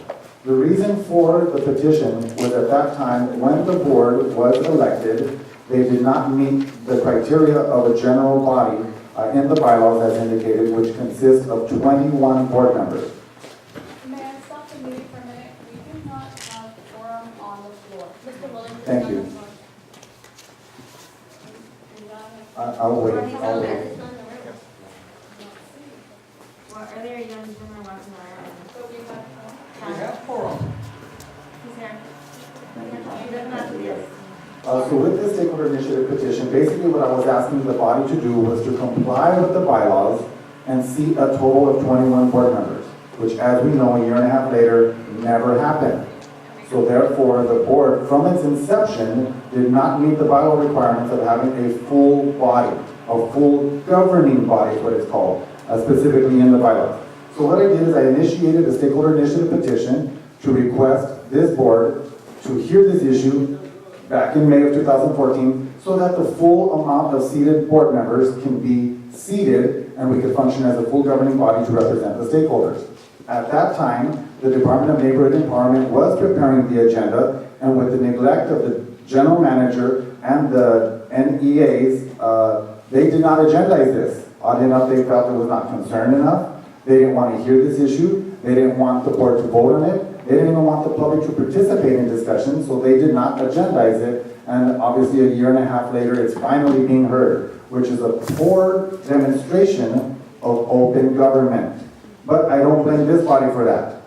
The person for blaming that is the Department of Neighborhood Empowerment, because they, as well as all government entities, know that the public does have the opportunity to grievances and also the opportunity for petitioning, which is what this is. So thank you for finally hearing this, and what I would ask is that the board not reconsider, but today make a decision to finally comply with the bylaws and seat 21 board members. Now you ask why, if the board had already approved to reduce it under Dunn's recommendation from 21 to 15. Here are the reasons why. Amongst yourselves, you already realize the overload of work. Amongst yourselves, you already realize that you're in need of more participation from officers or from directors. Amongst yourselves, you already realize that you need more engagement with the community to be involved at the meetings this evening or other meetings. And as well, you also realize that with more participation, more board members, it also allows for an open, more democratic process to engage all levels of the stakeholders. So I would ask you guys to consider the initiative presented by over, I believe, close to 100 stakeholders who submitted this. And it's not a reconsideration. This is to accept the understanding that you guys never met 21 board members from the beginning. Now, although that is passed, you must understand that today you would be functioning more efficiently, you have more productivity, you have a less workload, and you'll have additional board members to help you guys function in serving the stakeholders. So I would ask you guys to please approve this, listen to the stakeholders, assist yourselves in making the neighborhood council great, and increase the size from 15 to 21. Now, once again, this is not a reconsideration. This is a brand new statement, and the question is, do you guys need more help?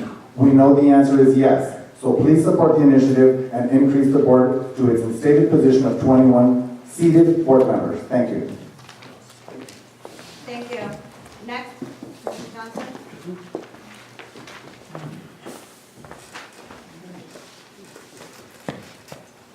Thank you, board members, community members here this evening. This last Tuesday, yesterday, the Arroyo Seco Neighborhood Council held a town hall meeting regarding the double murders at Death Park.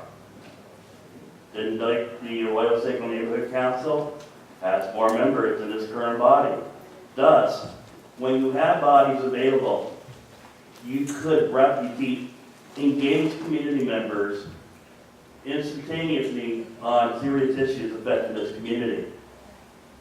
This body here, when we went before the gun commission, made a misstep. And two commissioners came up to me afterwards and said, were any stakeholders denied the opportunity to be able to vote to be on this body? And yes, they were.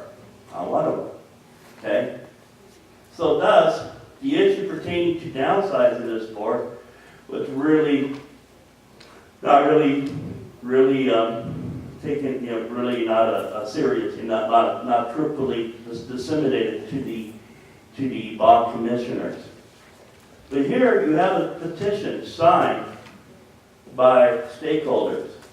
And in a sense, what you just sent, the message you sent to this community is that participation is welcome. This board does not have to agree with one another. They don't have to talk to one another after meetings. They don't have to send each other Christmas cards. But it should reflect the diverse opinions of this community. And the fact is that You're seeing the effects now of your effort, what you did to downsize. And this is a response from the community to what obviously did not work. And the fact that you overloaded, worked out, you're overloaded with work, committees are not getting done what were accomplished in the previous board with 21 members.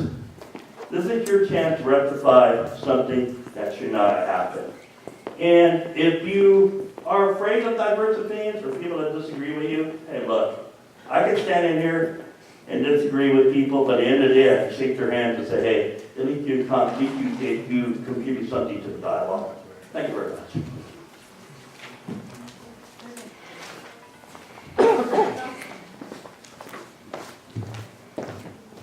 I'm not going to sit here and pretend that you guys are going to approve this. No way. But it does talk to the issue of time sensitivity. Over and over again in the last video of the executive committee, we heard the idea of time sensitive. This was time sensitive. Just like Anthony Lozano's request, okay, that we go ahead and honor curfew for youth. But you made laughing, you mocked it. You mocked the community by not paying attention to their initiative. You did not. You went ahead and listened to time.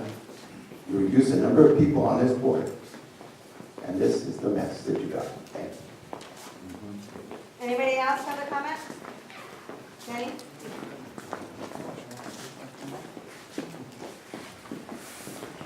Good evening, everyone. I'd just like to congratulate the board on the work that they've done. They've been much more effective this year than other years, previous years. I think that the amount of the members that you guys have currently seems to work well. Regardless of if you have 100 people, 20 people, it's the same 80-20 rule. 20% of people are going to do 80% of the work regardless. So why fill it up with a bunch of people and you still can't have one because they don't show up anyway. So you guys are able to pull off the work. It is a lot of work. And it really does take a lot of your time, your personal time. You guys could be at home, watching a movie, spending time with your family, but you're here, and it is very much appreciated, even if it doesn't always seem that way. And thank you very much. Continue with the hard work that you guys do, and I think you're very effective the way you are. I don't see a reason to change. Thank you. Anybody else? Any other public comment? Okay, board discussion. More than merrier. Yeah, okay, and is that all? So you're obviously in support of this? I think there's a bigger picture. I mean, if we do approve this, it's got to be changed in the bylaws. The bylaws have been changed. When this initiative was first given to us, Dunn was controlling our agenda. We did request to fill the vacancies a number of times, and it was removed from our agenda. So it wasn't until we got out of exhaustive efforts that we were allowed to control our own agenda. Michelle? I think I agree with Jenny's statement. We went through a lot, and it was very difficult to get to the number that we're at now. Okay, when we were at the 21, we had many times we couldn't have a meeting when the, let's see, Connie was the past president, the president before Connie, that presidency had a lot of times where we really didn't have any meetings in the board because a lot of people were very unhappy with that administration, okay, how things were being run back then. And so consequently, it discouraged a lot of people from participating, and so that we have a need to be a smaller board. It is true, it is more work, we are taxed more, and we do have our lives. Everybody does, and we have situations that come up. But because we're smaller, we've been able to be more effective, provide more activities for the community out there.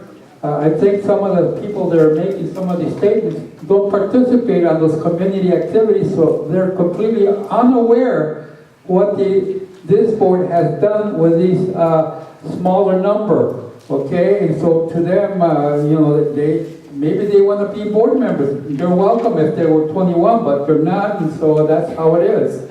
So I hope that we stay at where we're at now. Yes, I don't want to disagree with my colleagues here, and I am agreeing with the audience, our constituent Anthony Manzano in regards to the change from the 21 to 15. There was a motion that we put in, and I was looking for it on my agenda packets here that I have from all of last year, that we said once we were out of exhaustive efforts, there would be an opportunity for us to go back to 21. And that has not been discussed, it has not been agendized, and I believe that is also on video because we started recording around that time.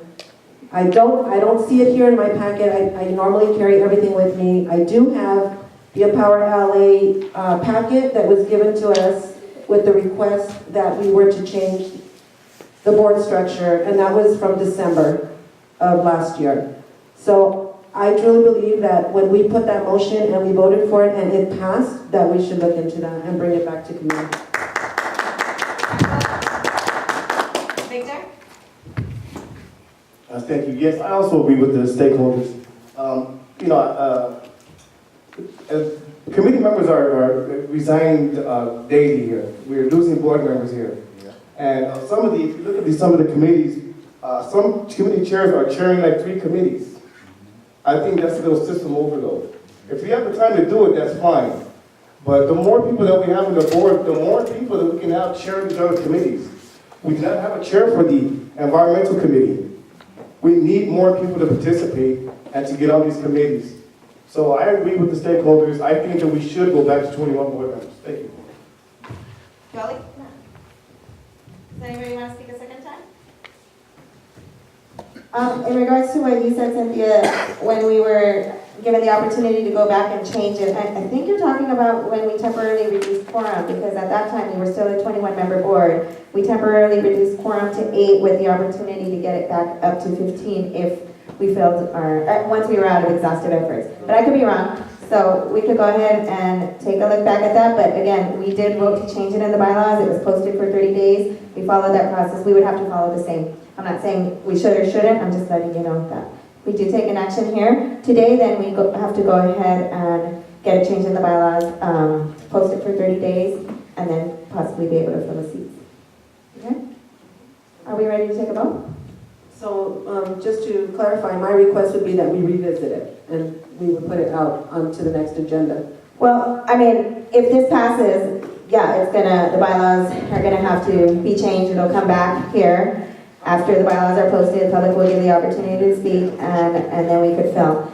If it doesn't pass, and you're saying that in a prior meeting that we said it was gonna come back to the table, then we should get it back on the agenda through the executive committee. But I think some research needs to be done on that, because from my recollection, what you're talking about, the only thing I recall on that is the number of quorum that we temporarily reduced. Are we ready to vote? Could you repeat what we're voting for again, just briefly? We're voting on the initiative that Anthony submitted, and he wrote the motion. The motion is that LA 32NC complies with the bylaws, which actually, do you want to scratch that part? Because now the bylaws say 15. No? Okay, we're going to leave it. Complies with the bylaws. He cites the articles and the sections. And his motion is the board shall consist of 21 stakeholders, elected, selected, or appointed by the board and or stakeholders. So just to remind you, he did submit this after our initial elections, and we didn't fill all 21 seats. And if you guys remember that the Department of Neighborhood Empowerment would not allow us to fill any more seats, this is when he submitted the initiative. Again, because they control the agenda, they said nothing's going on the agenda. Without our permission, they wouldn't allow it on. And that's why it's being heard late after our bylaws have changed. Not to say that we can't still. It would just take a little bit of time and a process to do so. Are we ready to vote? Should we do an individual roll call? Okay. Okay, Maddie? I'm going to abstain. Michelle? Yes. Yes, to. Yes, to go up to 21. Again, yeah, if you're voting yes, it's to support his motion. Then yes. I vote no. Ruben? No. Cynthia? Yes. Angela, Yes. Yoli, No. Victor, Yes. and Mr. Williams. Yes. So it passes 5-3-1.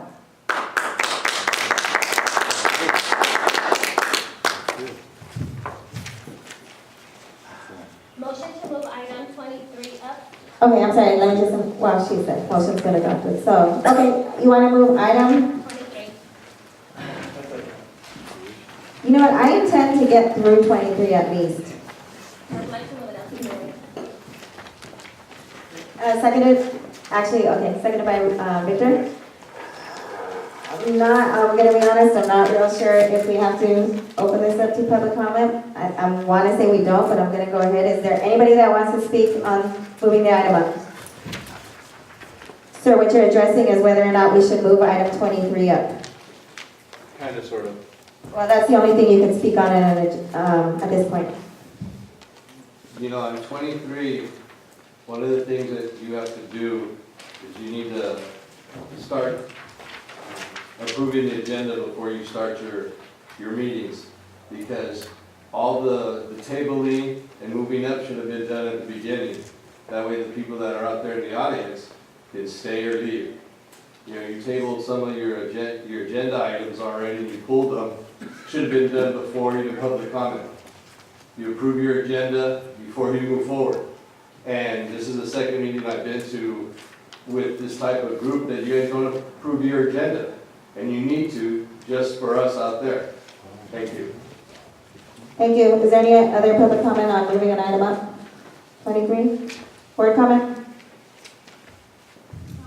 Yeah, I would really like for this to stop, and if we can just, get through the agenda. I have an item on this agenda as well, it's also time sensitive, we all have important stuff, so I just appreciate it if we just get it together and stop doing that. Anybody else? Nobody? Let's take a vote. All in favor? All in favor of moving item 23 up to be heard next, raise your hand. Opposed?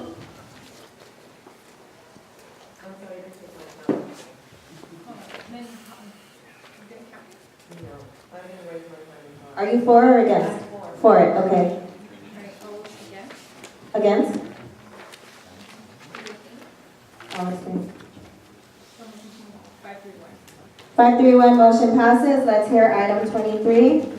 Discussion and possible action. The motion is that LA 32NC fund up to $1,500 for the Rose Hill Recreation Center sports program to purchase equipment for sports-related activities. Somebody going to move the motion? Seconded? Motion moved and seconded is now open for public discussion. Is there any public comment on this?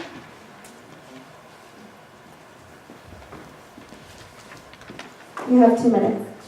Good evening, my name is Leticia Lopez. I oversee Rose Hill Recreation Center. We do offer a variety of programs at our facilities, such as after-school, preschool, Zumba, free classes, community garden, and sports. They put me there to increase our sports program. We have 3 beautiful baseball fields. Last year, they had 1 soccer team, 12 kids. This year, I was able to produce 9 teams with 140 children. Which is great. They're coming in our area, utilizing the facility. The only problem is we don't have equipment. We have the space, we don't have the equipment. I know we've put in a request for sports items. We offer basketball, soccer, and baseball and softball. And for soccer, the request that I did put in for the items was about $3,300. The most expensive item is the goals. That costs $1,520. Currently, we are playing with El Sereno Recreation Center, and we are using their fields. Even though we have the beautiful fields, they have the soccer goals. So we play at Guadalupe Park and El Sereno, and they do practice at our facility. So basically, we were just with the budget and so forth, and this year I didn't have enough balls to give to all the players. Each coach got 3 or 4 soccer balls. We've asked the parents if they can just, share amongst themselves and so forth. But as I'm increasing the program, the equipment and items, of course, they do cost. And what we charge is very reasonable. It includes their uniform and, there's jerseys, shorts, and for $40 for, 10 weeks, 10 games. We pay the referees and so forth. So their cost is really cheap compared to the other places, but take into the factor of the equipment, that also hinders our program. So that's pretty much it. Thank you so much. Looks like we have another.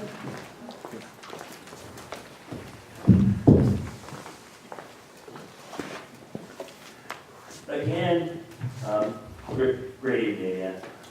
With this situation, this board and every neighborhood council in City 14 should remember that Councilman Weezer has at discretion a discretionary fund called the Central Los Angeles Refugee Transfer Station Amenities Fund.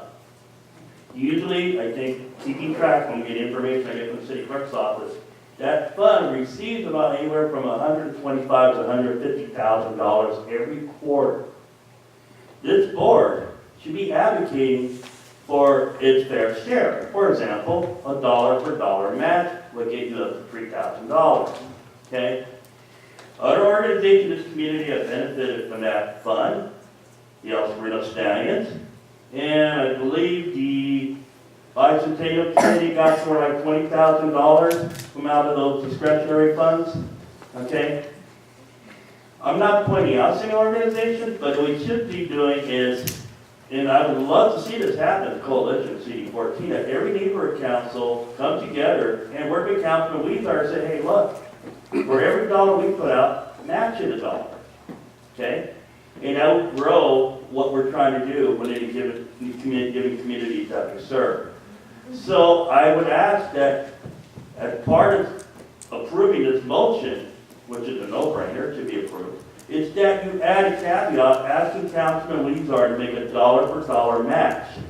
And from now on, a lot of these big item issues, that should be a rider attached to the motions, asking for all these items, like shirt equipment, soccer uniforms, field trips, cleanups. We should have that agreement with the council office that this discretionary fund, which you contribute to, by the way, your recyclables that so happen to get put in the trash, that money be given back to the community, and you have a say in how that money is dispersed. Thank you very much. Thank you.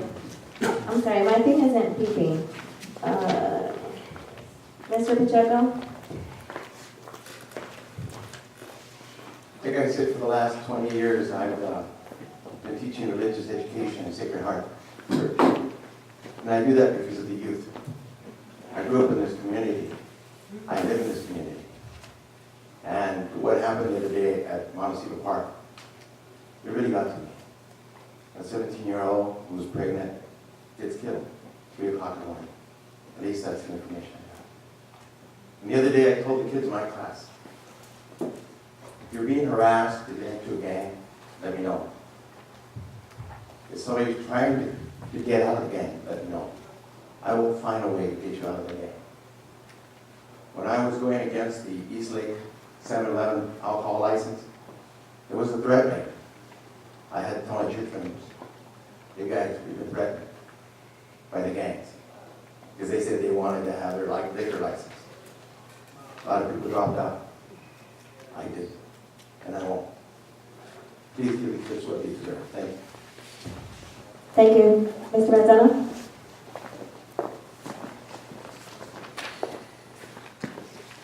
Good evening, directors. My name is Anthony Manzano, speaking directly for item number 23 on the agenda. I'm glad that it's actually agendized and that the park director was here to speak on the park's behalf for the youth in our community. I did not attend the Sports and Recreation Committee meeting, so this is my time now that I've already found out that the request was initiated for $3,300, which I guess is significant, but at the same time needed. I also recall something that the park director mentioned regarding Guardia Park. I believe this very neighborhood council was the one who purchased those soccer equipments at Guardia Park, maybe about 5 to 6 years ago. So it's been very expensive, but that's my current recollection, that we did have an opportunity to assist those youth at Guardia Park with this same soccer nets and goals that they requested many years back. And if the kids need it at Rose Hill Recreation Center, then obviously it should be either considered, transferred, or purchased.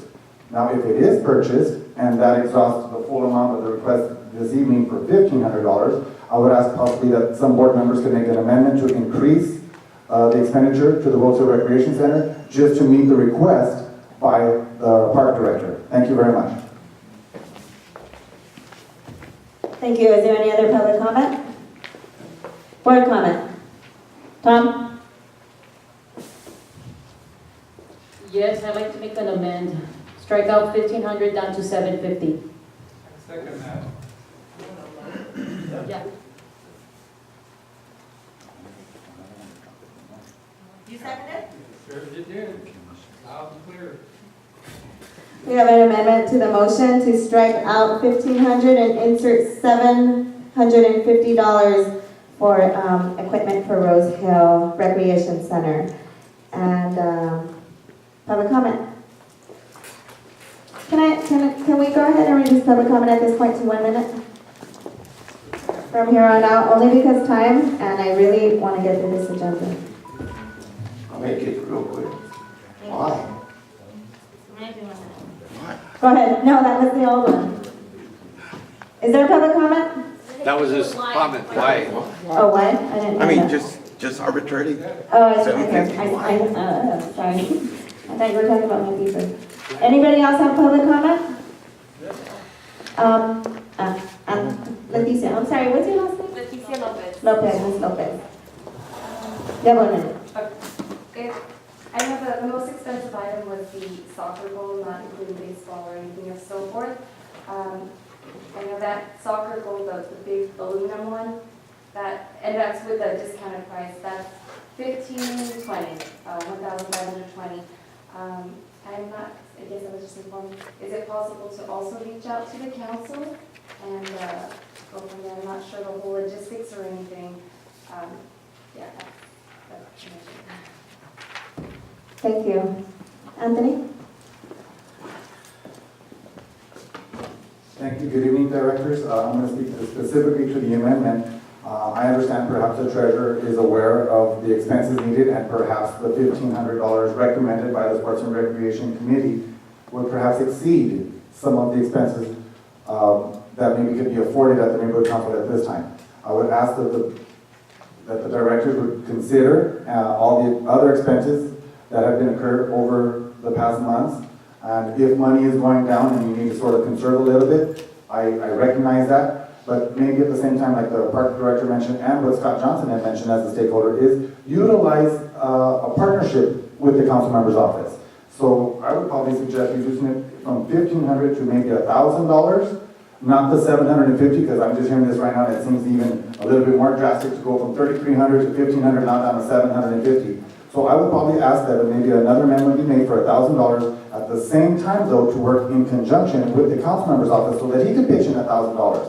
Ask him sincerely, what can you do for the community? We're there to help out, what are you doing to help out? And uniformly or arbitrarily, you guys work together. Thank you. Thank you. Mr. Morales? Yeah, Frank Ross, just, this is one time as a board member that I was excited, because as a school board member, my thought is the children. Here is your community. You're not being asked to give $1,500 for kids, and now you want to cut it in half. So now they have to come up with another $750 for their goalpost. Okay, something doesn't seem right here. You know, this is your community. These are the children that you want off the streets. It's time to play. Let them go play, not go fundraise. Thank you. Thank you. Jenny? I think if the committee, if the Sports and Rec Committee made a motion for the, if they made a recommendation for the 1,500, I think that's what it should be allowed, that's what should be voted on. I don't think that it should be cut down to the 700. And I don't think we should be worried about where else they can go seek funds. That's their business. They're requesting from you an amount, and that's what you guys need to focus on, not where else they can find money. So I would strongly urge that you guys continue on with the 1,500. I don't understand why it was cut to the 700 or the other amount. I'd like to know. Thank you. Mr. Rios? Excellent evening. Again, I didn't mean to come up here, but, I'm watching, it's a back and forth thing right here.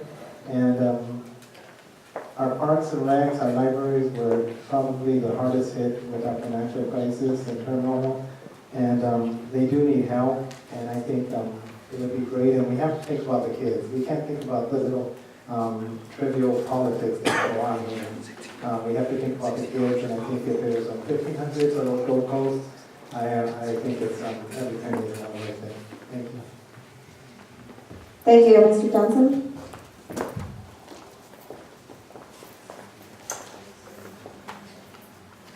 Again, I think everybody's going to keep it at 1,500.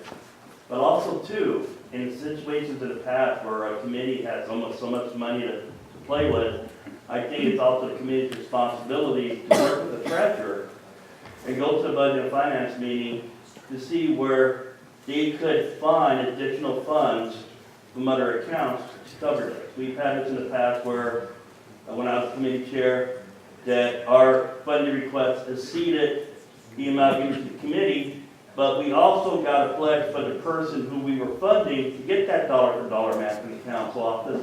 And also, too, we worked with the treasurer in going to the budget and finance meeting to make sure that we could find areas within the budget to pay for this stuff. But again, I'm going to go back to the point of the councilman discretionary funds.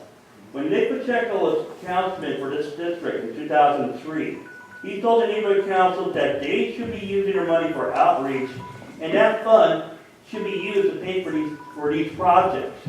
That's The 1 neighborhood minute. council should That's be 1 minute. I'm sorry, be and doing you are off topic. that and working with the council office to make sure those funds are disseminated fairly in the community. Thank you. And I have to call you out of order on that front.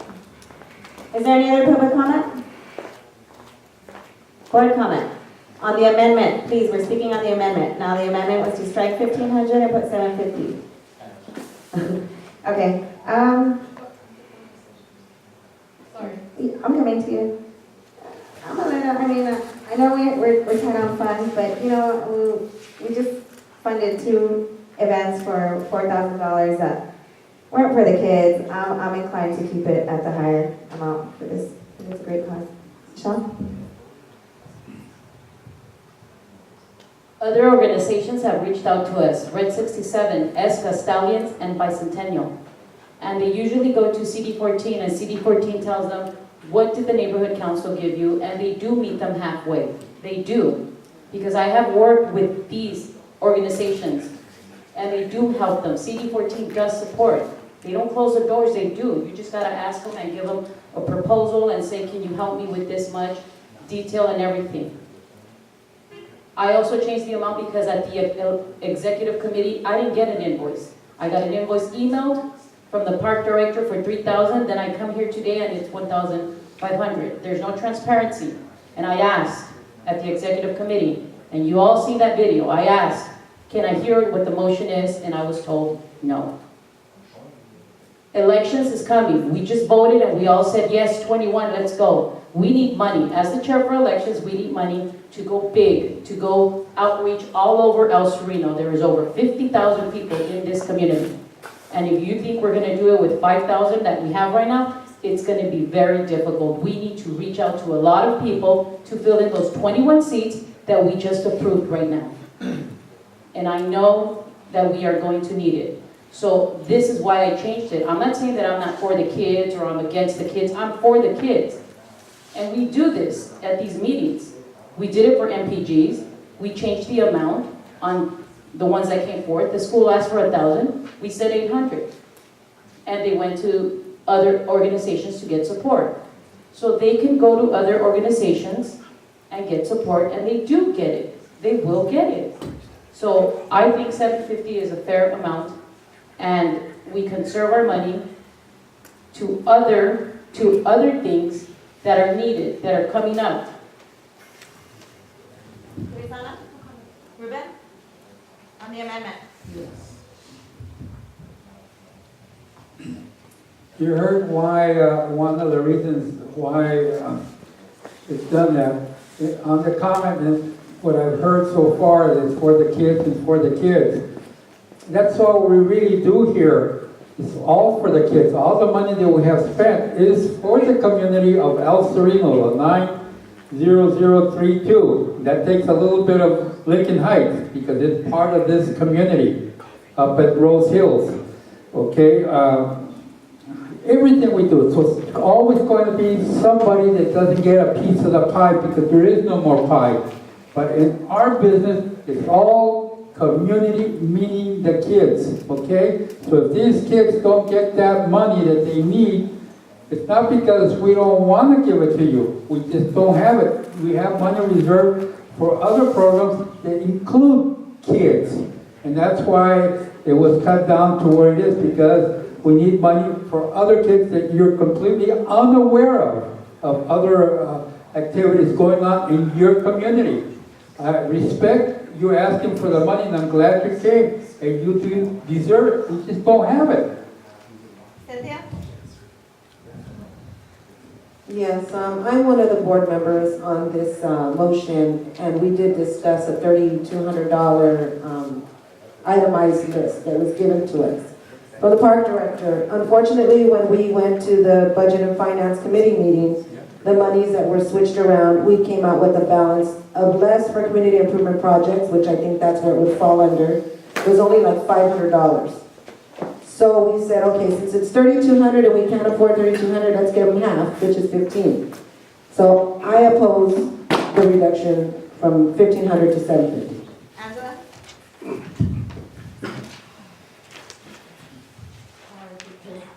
Can you hear me? Yeah. It's difficult because I know we just went to the election, and it's a very difficult decision to make, but I guess the question I would have is to the treasurer to see how many funds we actually have available to be able to allocate to these programs. And I'm just kind of going through here to see where it can actually come from to be able to meet the 1,500. So it's going to be a bit challenging to try to make that work. So I guess I just want to break down from the treasurer, do we have the funds? Is there any way between what we currently have to move money around to make this happen? Do you have the draft budget in front of you? I'm looking at it and I just don't see where. Yeah, and there's different committees. Facilities account, facilities we have to pay it where we are, right? Let's finish the. I guess, Nick, what if we remove from board members having, the expenses of $16, the amount of $60 for every event that we have? We should be able to pull it from there. Right, well, I did do that calculation already. That would come for the next meetings of 420. I mean, it sounds to me like the community or the stakeholders who come to our meetings would be willing to give up their coffee and hospitality for sports equipment. So that's 420 there. And we don't provide any snacks at executive meetings. So we're for Jimmy Gomez, and unless you want to cancel that. What's the money for? What's the 554 that's stated here on the draft? 300 was approved by us for Jimmy Gomez November 7th. Well, the elected officials, 300 for the next meeting. And the two cookies for Capricia, who hasn't ordered any stamps yet. Yeah, and as you all know, that Capricia is going to be missing the next 3 meetings and will be removed because of it. So I'm going to guess that she's not going to spend that money. She won't be able to be the chair of the committee if she's not a director, and she won't be a director. Okay. So I think the point was taken that, we all can see what money's in there. Victor? Oh, no, I called you. I just have one last question. When the committee met, were there any other organizations or funds coming from CD14 or anyone else who's approached? It was just us. Thank you. Thank you, Victor. I guess I would like to oppose the reduction from 1,500 to 750. I understand the urgency of the funds for the elections, but this is the first time the Roseville Rec Center has came and actually asked help from the neighborhood council. Personally, I think that when El Sereno came, they asked for funds, we had no problem. When Boyd Park came, they asked for funds, there was no problem. And it seems like when Rose Hill comes and they ask for funds, there's a problem. So I think these kids deserve the same thing as El Sereno Park, Rose Hill Park. I understand that there's a budget issue, but nonetheless, these kids deserve this. And this is what this committee is here for. Our committee, the Sports and Recreation Committee, is for the kids here. So I will support the 1,500. Yoli?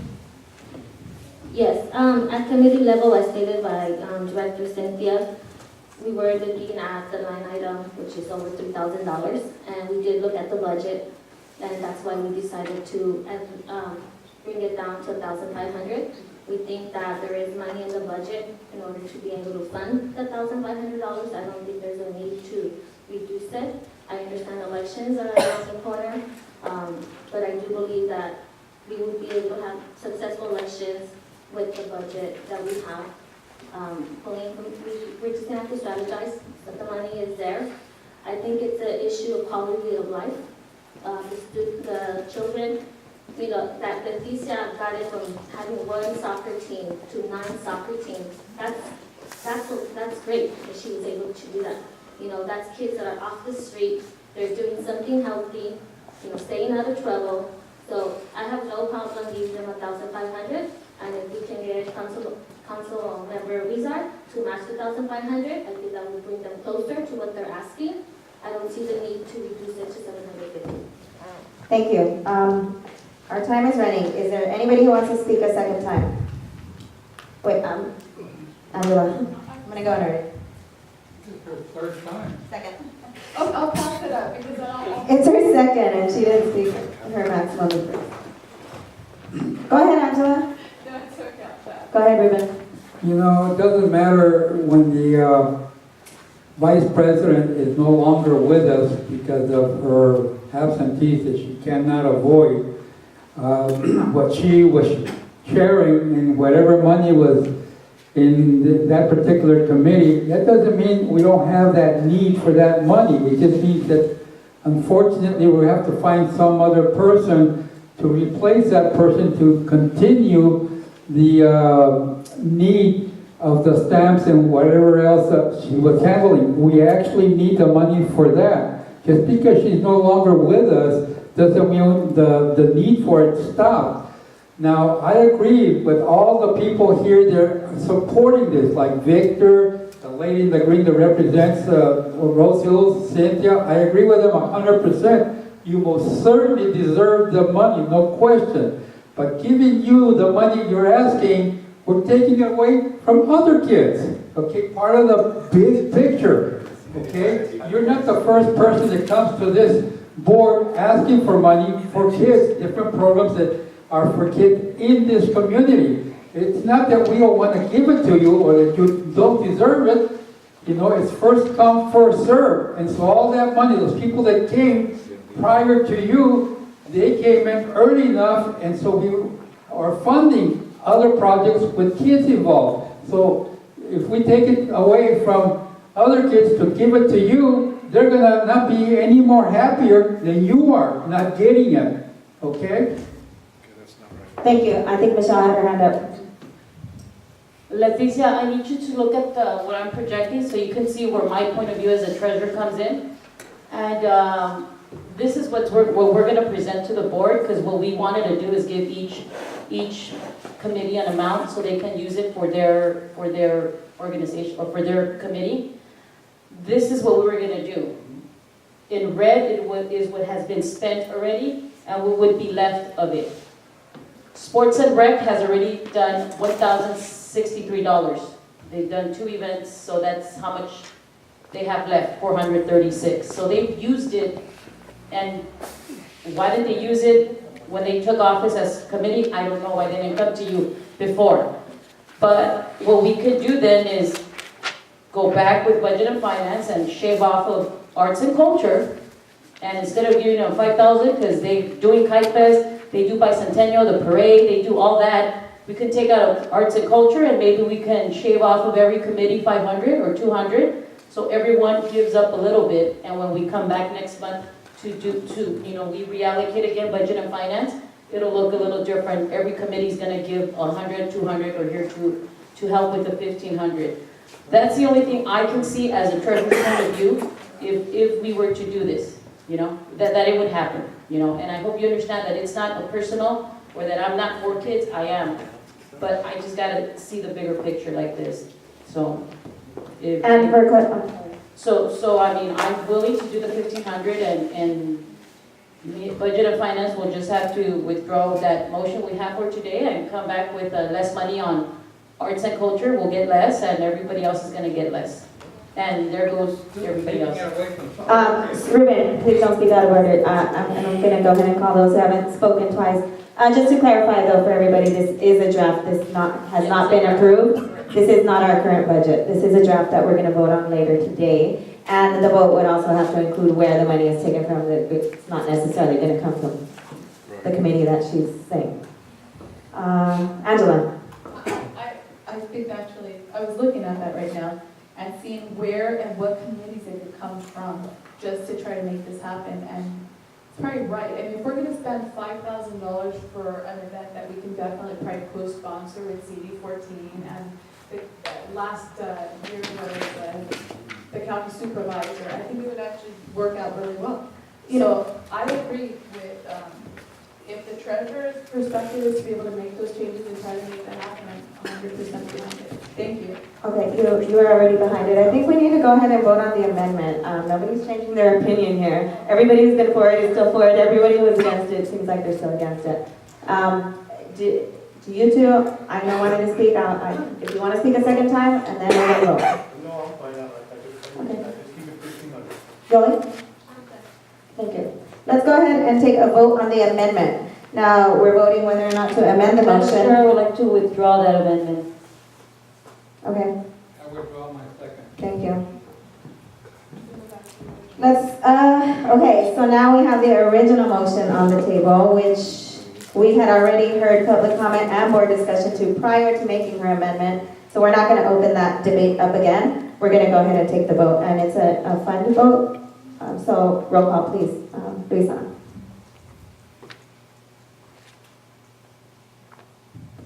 Let me go ahead and read the motion. Is that LA 32NC fund up to $1,500 for the Rose Hill Recreation Center sports program to purchase equipment for sports-related activities. Okay, Marlene? Yes. Michelle? Yes. Me, yes. Ruben? No. Cynthia? Yes.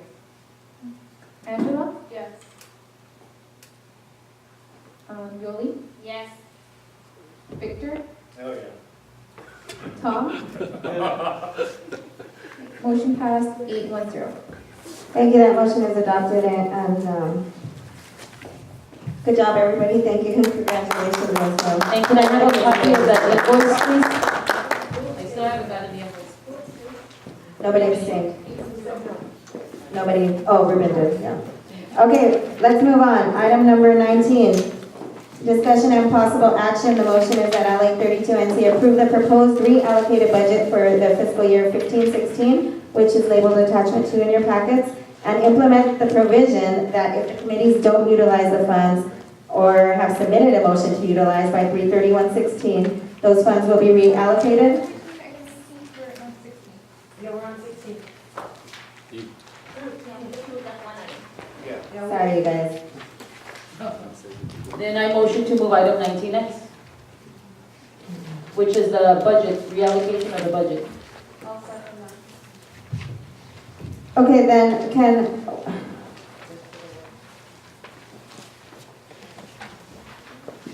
we have a motion to move up item 19.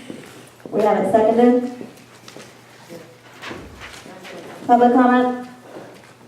Board comment? Go ahead, Mr. Bishop. I think it's appropriate to move it up. Right? Because it's like a grant, nice money. I would actually prefer that we table 16, 17, and 18 if we're going to move up.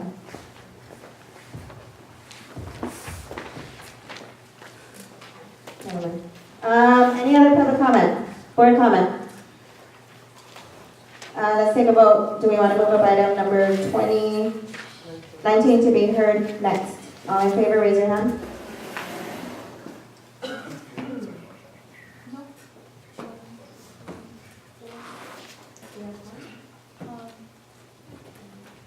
All those against? I'll vote. So you're going for it?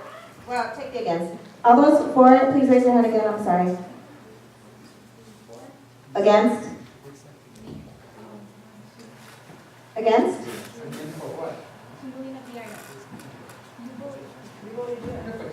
You're missing a board member up there. I know, but we still have quorum. Okay. All those in favor of moving up the item, please raise your hand. 1, 2, 4. All those against, raise your hand. 3, 4, 3, 1. Motion passes. Item 19 will be heard next. Discussion and possible action. The motion is that LA 32NC approve the proposed reallocated budget for fiscal year 15-16 and implement the provision that if the committees don't utilize the funds or have submitted a motion to utilize by 3/31/16, those funds will be reallocated and divided equally to the Arts and Culture Committee and Ad hoc Election Committee. Can somebody move this motion, please? And I second it. Motion is now on the table. Is there any public comment? It's about 19, right? Yes. All right.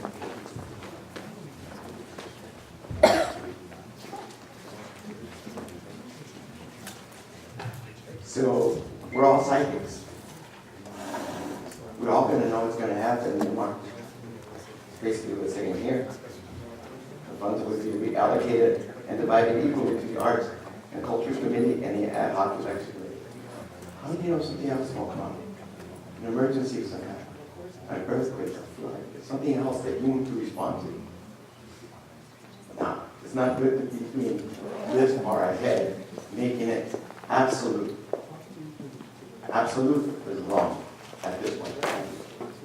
Any other public comment? Jenny?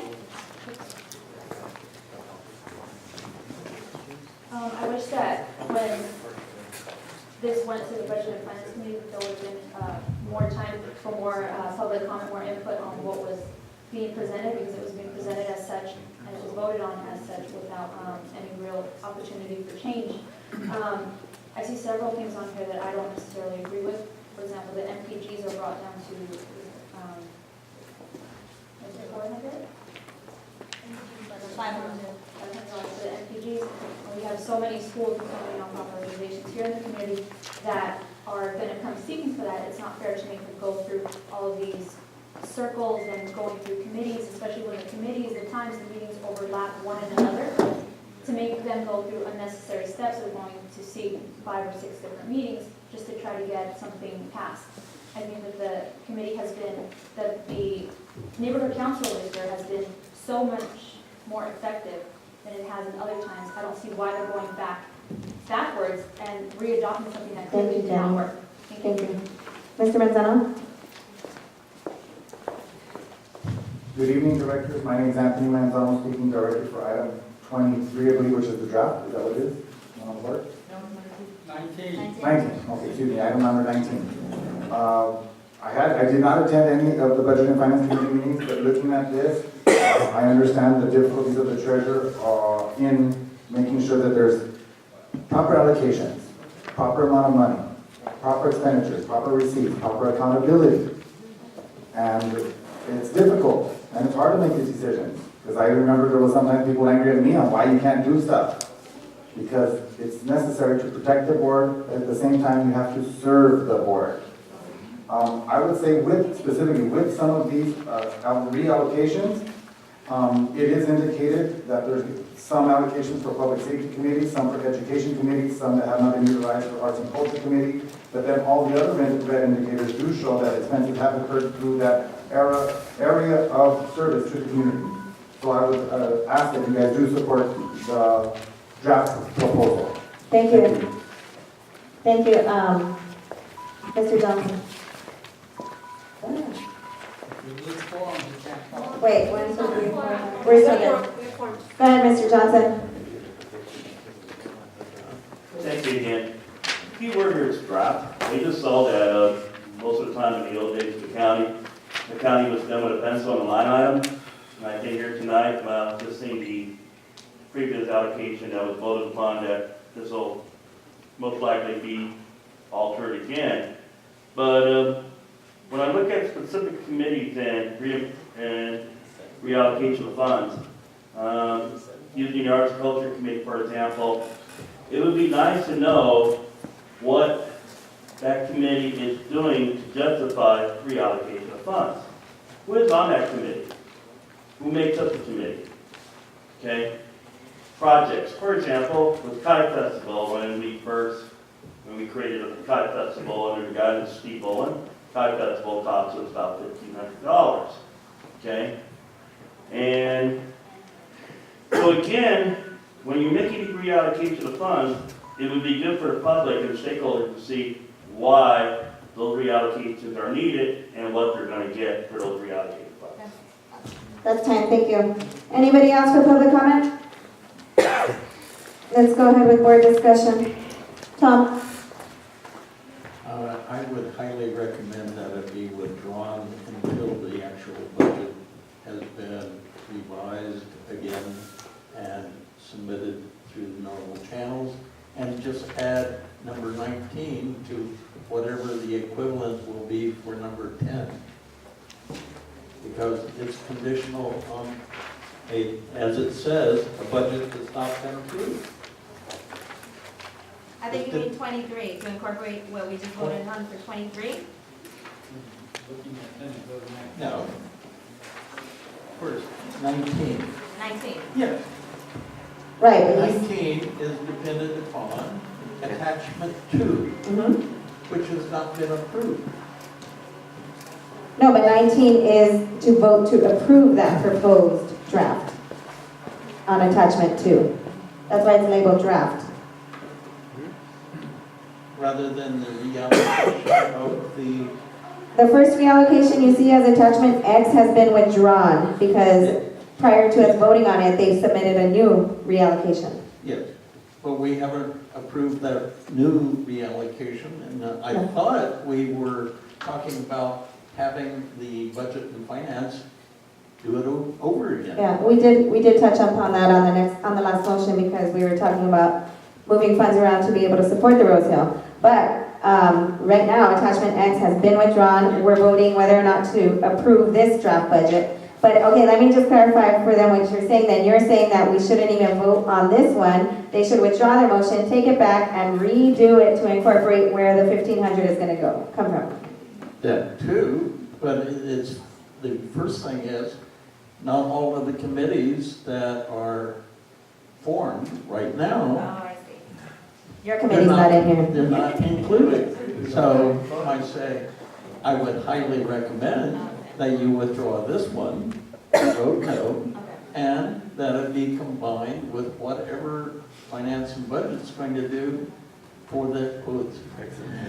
I understand what you're saying. You guys all understand what you're saying, right? Okay. Michelle? Madam Chair, I'd like to make an amend. Since we just finished voting on 1,500 for sports and rec, I would like to strike out from sports and rec down to 1,000, arts and culture down to 45, beautification committee 1,000, public safety 1,000, education 1,000, add ad hoc senior committee to 1,000, and that should cover us for the 1,500 we just voted and his $1,000 like all other committees will have.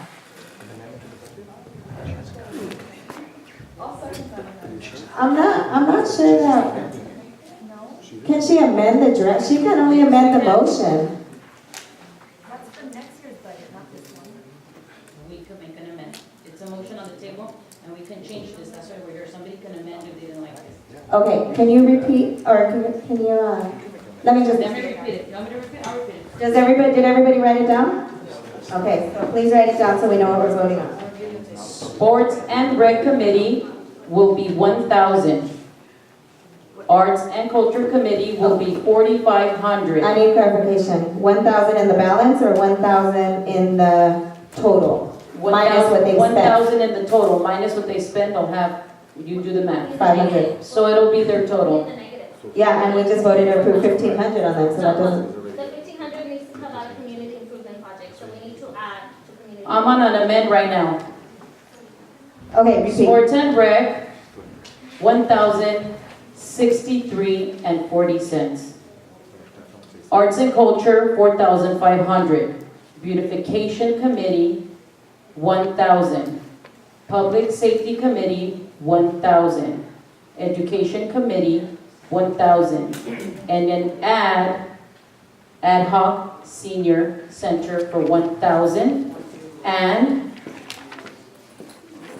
executive committee, take out the, what is it, the balance, because we're gonna be over $63, so take out the 63 out of the 550 minus 63.40, 486.60 for executive committee. 486.60. That doesn't go, oh, and this isn't including the 42, because we already got the 5,000 extra, everyone. So that is my amendment. And sports and recs, the park will be able to pay that, and everybody's happy and gets their money for their committee, which they can go already and start to spend it. What was the other, I'm sorry. That's my amendment, that's my amendment. That's my amendment. Wait a minute. Can you clarify your amendment? Did you put anything in community improvement project? No, it's already there. 805. So you didn't add anything? I didn't touch that one, I didn't move that Out one. of order, though, they need to talk first if they want to. Well, nobody, no, I don't. I don't want to repeat it, but it hasn't been seconded yet. I'll second. Okay, now we can discuss it. Public.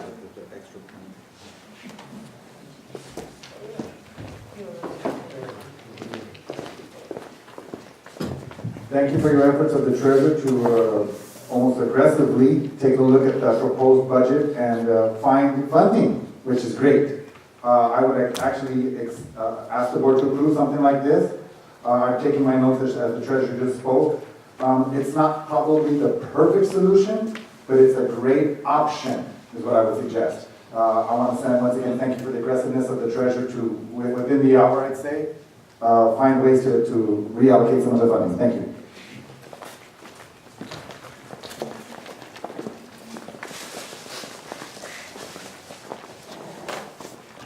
Frank Morales, just, you have a motion on the floor.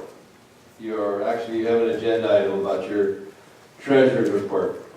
Now, do you have a committee for your treasurer? Is there a committee? Well, before the treasurer can make any amendments, he's got to go back to the committee. And you can't amend anything when there's a motion on the floor. You can make another motion, but you can't amend a motion. And I'm speaking from before what I've done. So you need to either table this, and she goes back and she brings a new table to a new itemized agenda to itemized treasurer's report. That's 1 minute, sir. Thank you. Mr. Pacheco?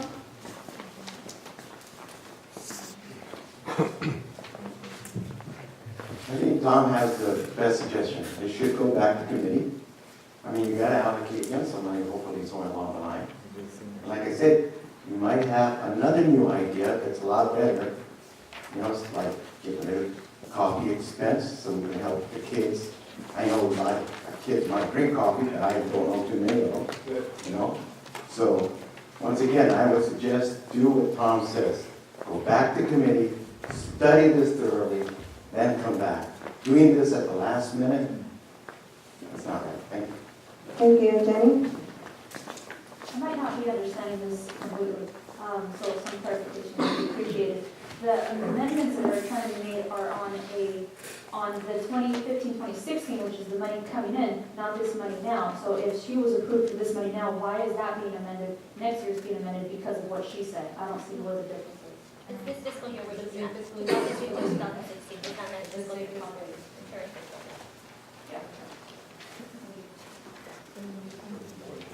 Mr. Johnson? Thank you again. Michelle, I want to commend you for your diligence on this issue, but I think we would hopefully see the light here is that this thing gotta go back to committee. Key thing here is Mr. Williams needs funding for his committee. But we would be in violation of the Brown Act if it wasn't on the agenda here, then we're moving money into a committee that does not formally exist or was properly agendized. Let's be prudent, let's be conservative, it is taxpayers' money.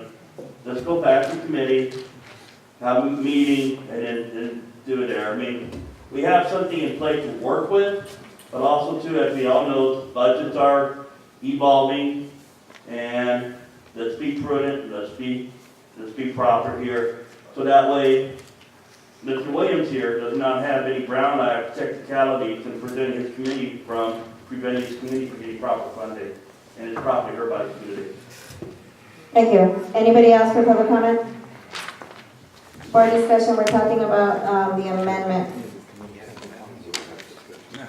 Anybody? Ruben?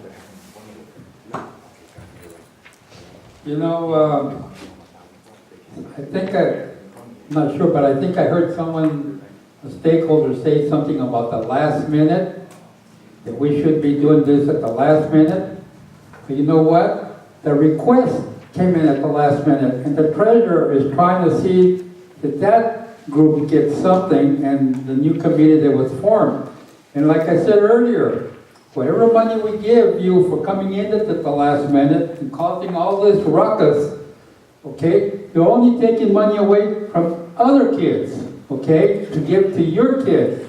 And as I said earlier, they're going to be unhappy. Ruben, you're out of order in that. We're having a board member discussion on the amendment. Please don't adjust, Ms. Leticia. Anybody else? And I gotta mark you guys out of order one time. What you doing? Angela? Victor? On the amendment, Yoli? Let's go ahead and vote whether or not we want to amend the draft, right? Right now we're just amending the draft, and then we'll vote to adopt or not adopt. Madam Chair, I'd like to make an amend of an amend, because Yoli did point out, why didn't we put that, I withdrew from the committees, but I didn't put that money in community improvement project. Can you just So we withdraw can your pay- amendment and let's keep No. it easy? No, I have every right. So I'd like to amend, from the amend, to put 1,000, which I should have done it in the other amend, but I was too excited on this plan. So 1,000, Point of order. 805 for community improvement project. And that is what was taken out, but we didn't put it in on the other amend. Did you guys get that? Everybody understand? Yeah, that would be. Need a second for that amend of amend? Yes. Second, the amend of amend. Okay, now, everybody is, but that's okay, we'll do this the hard way. We're gonna, now we have an amendment to the amendment.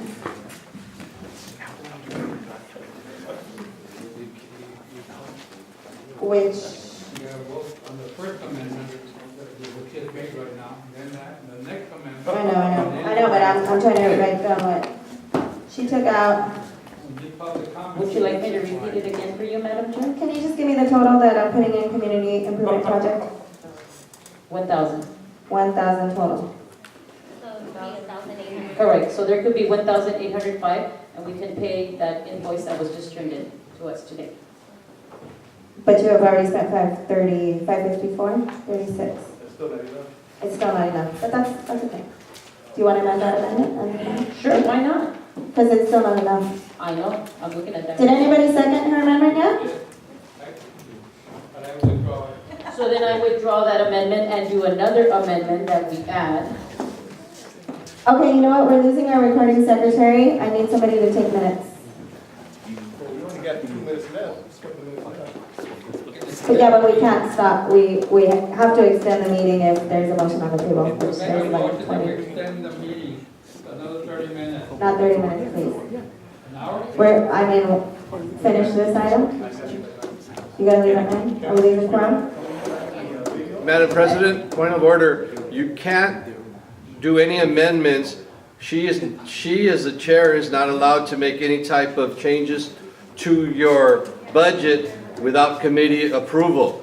So everything you're doing right now is a waste of time because you You're not, you cannot possibly change what a group is supposed to say. That gives you too much power. And I'm sorry, that's out of order.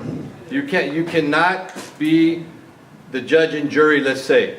You have to go to your committee and you have to present it to them, and there's a discussion, then it's brought back to the table. You cannot in an open forum meeting right now change that, anything. And that's just, that's what it's supposed to be.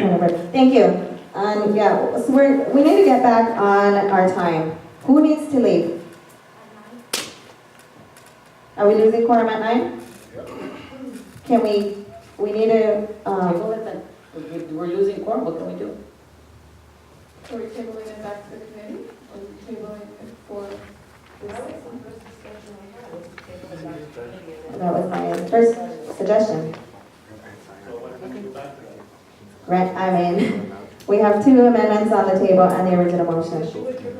She did as well. No, yes, it did. Ruben did. I know, and I said, and I withdraw that Oh, okay. amendment. So you withdrew, So right now it's, yes, I so you did. withdrew the second amendment? Yes, The second? The last one. The Okay. last one, yes. You withdrew second, the first amendment still is on the table now, which we hadn't voted on. Correct. Do we want to vote up? I see my colleagues are exhausted, and I want to make sure that that gentleman knows that he's wrong, and we could amend and budget drafted and all that. For the record, we could do that. But because it is already tiring, I'm going to withdraw my amend and my motion, and I'm going to take a suggestion of the public to take it back to the committee and bring it back. Thank you. This item is going back to the Budget and Finance Committee for the committee to go ahead and vote on. I appreciate that, and I know you guys have done a great job with it. Well, we didn't get to anybody else's item, so I don't know if people will be willing to have a special meeting, or the committees who did take the time to do what they should have done. It's 9 o'clock. Do you guys want to stay for 5-10 minutes? She can listen to the recording. Victor and Yoli, can you stay for 5 minutes? Just because my little one waits for me to go to bed. And I don't want to bed, I think. You know what, Luis, on that anyway. 5 minutes? Yeah. Do you want to do your movie? No, do yours. Yeah, what number are we on? Okay, so then I'm requesting to move up item number 22. I asked the treasurer if she wants to represent item 21 for Gama, and you said you don't, because we can move up 21 and 22. It's up to you. Yeah, sure. Okay. Can we move item 21 and 22 up? Is there any opposition to that? Okay, no other items are going to be heard after that. We're going to make a motion to adjourn. Item 21 is discussion and possible action, the motion that LA32NC co-sponsor with LAPD for a movie night on Saturday, November 21st at 7 p.m. Location is at Hollenbeck Area Police Station. LA32NC will provide the sound, projector, popcorn, and juices, which are currently being stored in the public storage facility. There is no funding being requested for this item. Are you moving the motion? And you're seconding? And now it's public comment. Board comment. Let's go ahead and take a vote. It's not. One public. Yeah, so fast. I want to make sure that, I think in one of the sponsorships for the Hollenbeck, you forgot to put the LA32NC. That make sure we get our name in there. Thank you. Yeah, we actually weren't able to sponsor last time because it didn't make it to the board, so we didn't sponsor. Are we ready to vote? Board discussion. Board discussion.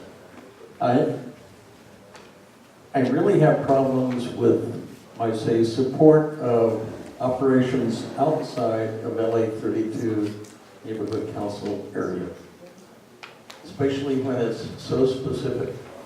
Hollenbeck. Do we have matching funds from Boyle Heights Neighborhood Council? It might say, what are we doing? We're supporting something to this motion in Boyle Heights. Are they going to be supporting something for us here in El Sereno? I don't know. Right now, I would hope that we would focus on our children here. Thank you. Ruben, or? None pass. Yes, I support this item, this motion, because our SLO senior lead officer is from the Hollaback station, and he does come out to our meetings, and he has been to all of our events, and he has offered all of us a secure place to reside here in El Sereno. He's very diligent in my area, in University Hills. I do support this. And I'll make a quick comment. There's no money involved, so let's support this. There's no money involved. Let's just support it so we can have LA 32 out there working with LAPD. Thank you. Victor Ioli, do you have any comments? Support it. Victor? Okay, let's go ahead and take a vote. All in favor of the motion on the table, which is that LA 32 NC co-sponsor with LAPD for a movie night on Saturday, November 21st, 2015 at 7 p.m. Location to be at Hollenbeck Area Police Station. LA 32 NC will provide sound, projector, popcorn, and juices, which are currently being stored in the public storage facility. All in favor? Are you taking this? Yes, I am. Okay, I'm writing thank it you. down. Thank you. You can pay for it. So then that's, Yoli, are you in favor? Okay, everybody except Tom. Are you opposed or abstaining? Opposed for Tom. And that's 710, motion passes. 710, motion passes. Thank you, everyone. And item number 22. Chair? Yes. Because of the time and everybody's ready to go, I'm sorry. I don't think we're going to be able to get to item 22. We might have to just table it to the next meeting. Well, the next meeting will be too late, but that's okay. No. Well, we voted to, we do these two, didn't we? Yes. The motion said till we finish these two. Discussion of possible action. Are you going to walk out? Are we still for it? No. Okay, sorry. You can vote it down if you like. Item 22, yes, please. Discussion and possible action, the motion that LA 32 NC host an ornament making event on December 5th, 2015 at Ascot Hills Park from 11 to 2. Funding is requested not to exceed $350 to purchase items to make and decorate the ornaments and for hot cocoa for the kids, coffee for the adults. Following LA 32 NC, equipment will be utilized: 3 tents, 2 tables, and a banner. This was from the Arts and Culture Committee. Is there a second? Any public comment? Yes.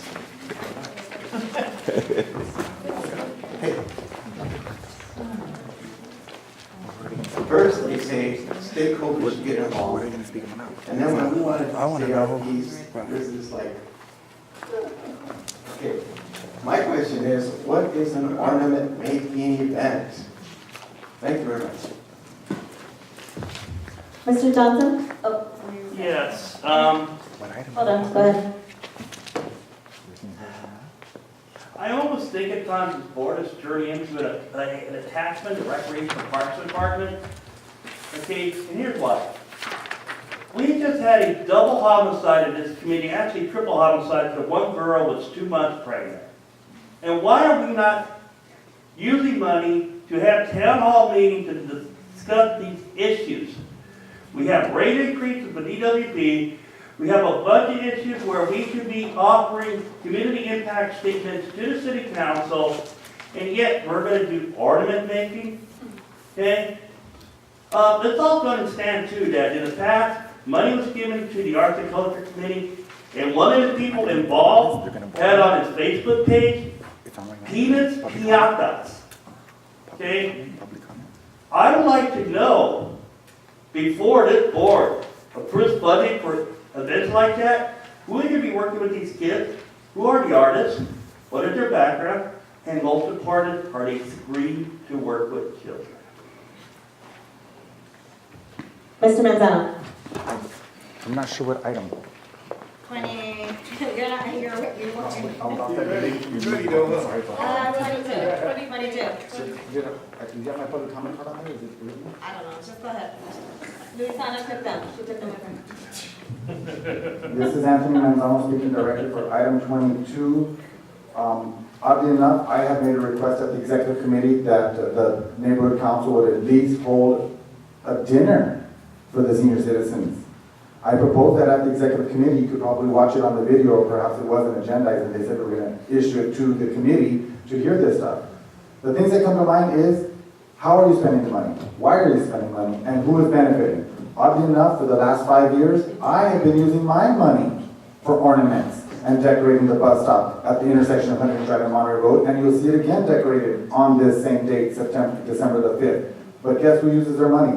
Not the neighborhood council. I use my own money.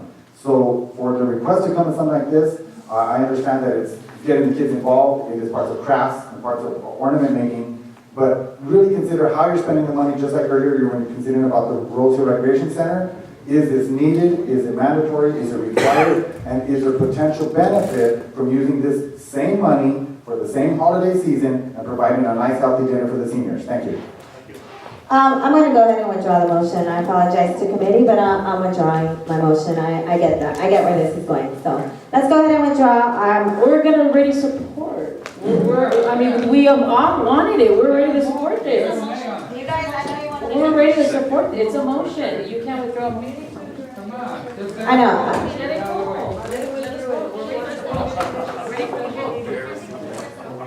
Can we, no, are we ready for the vote? I withdrew it. Meeting's adjourned, and for the record, there's been money that's gone to LaGuardia Park for basketball tournaments. Are those necessary? No, but 3 events that we put on. This was something for the kids to come make an ornament and take it home. Withdraw it, they're ready to vote. Meeting's adjourned already. Nobody first and nobody seconded. I second it. Guys, the meeting's adjourned. I created the motion, I withdrew it. Period. I'm not taking the vote. Patty, you guys are a team. We're ready to vote. We're in favor of it. That's why we wanted it. We don't need a motion to adjourn. I know we're ready to vote for this. We're going to support it. I was going to support it.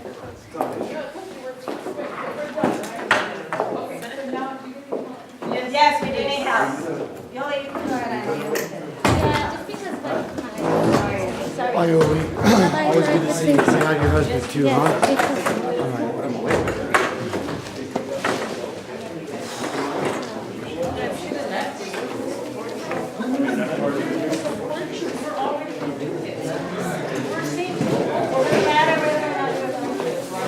All right.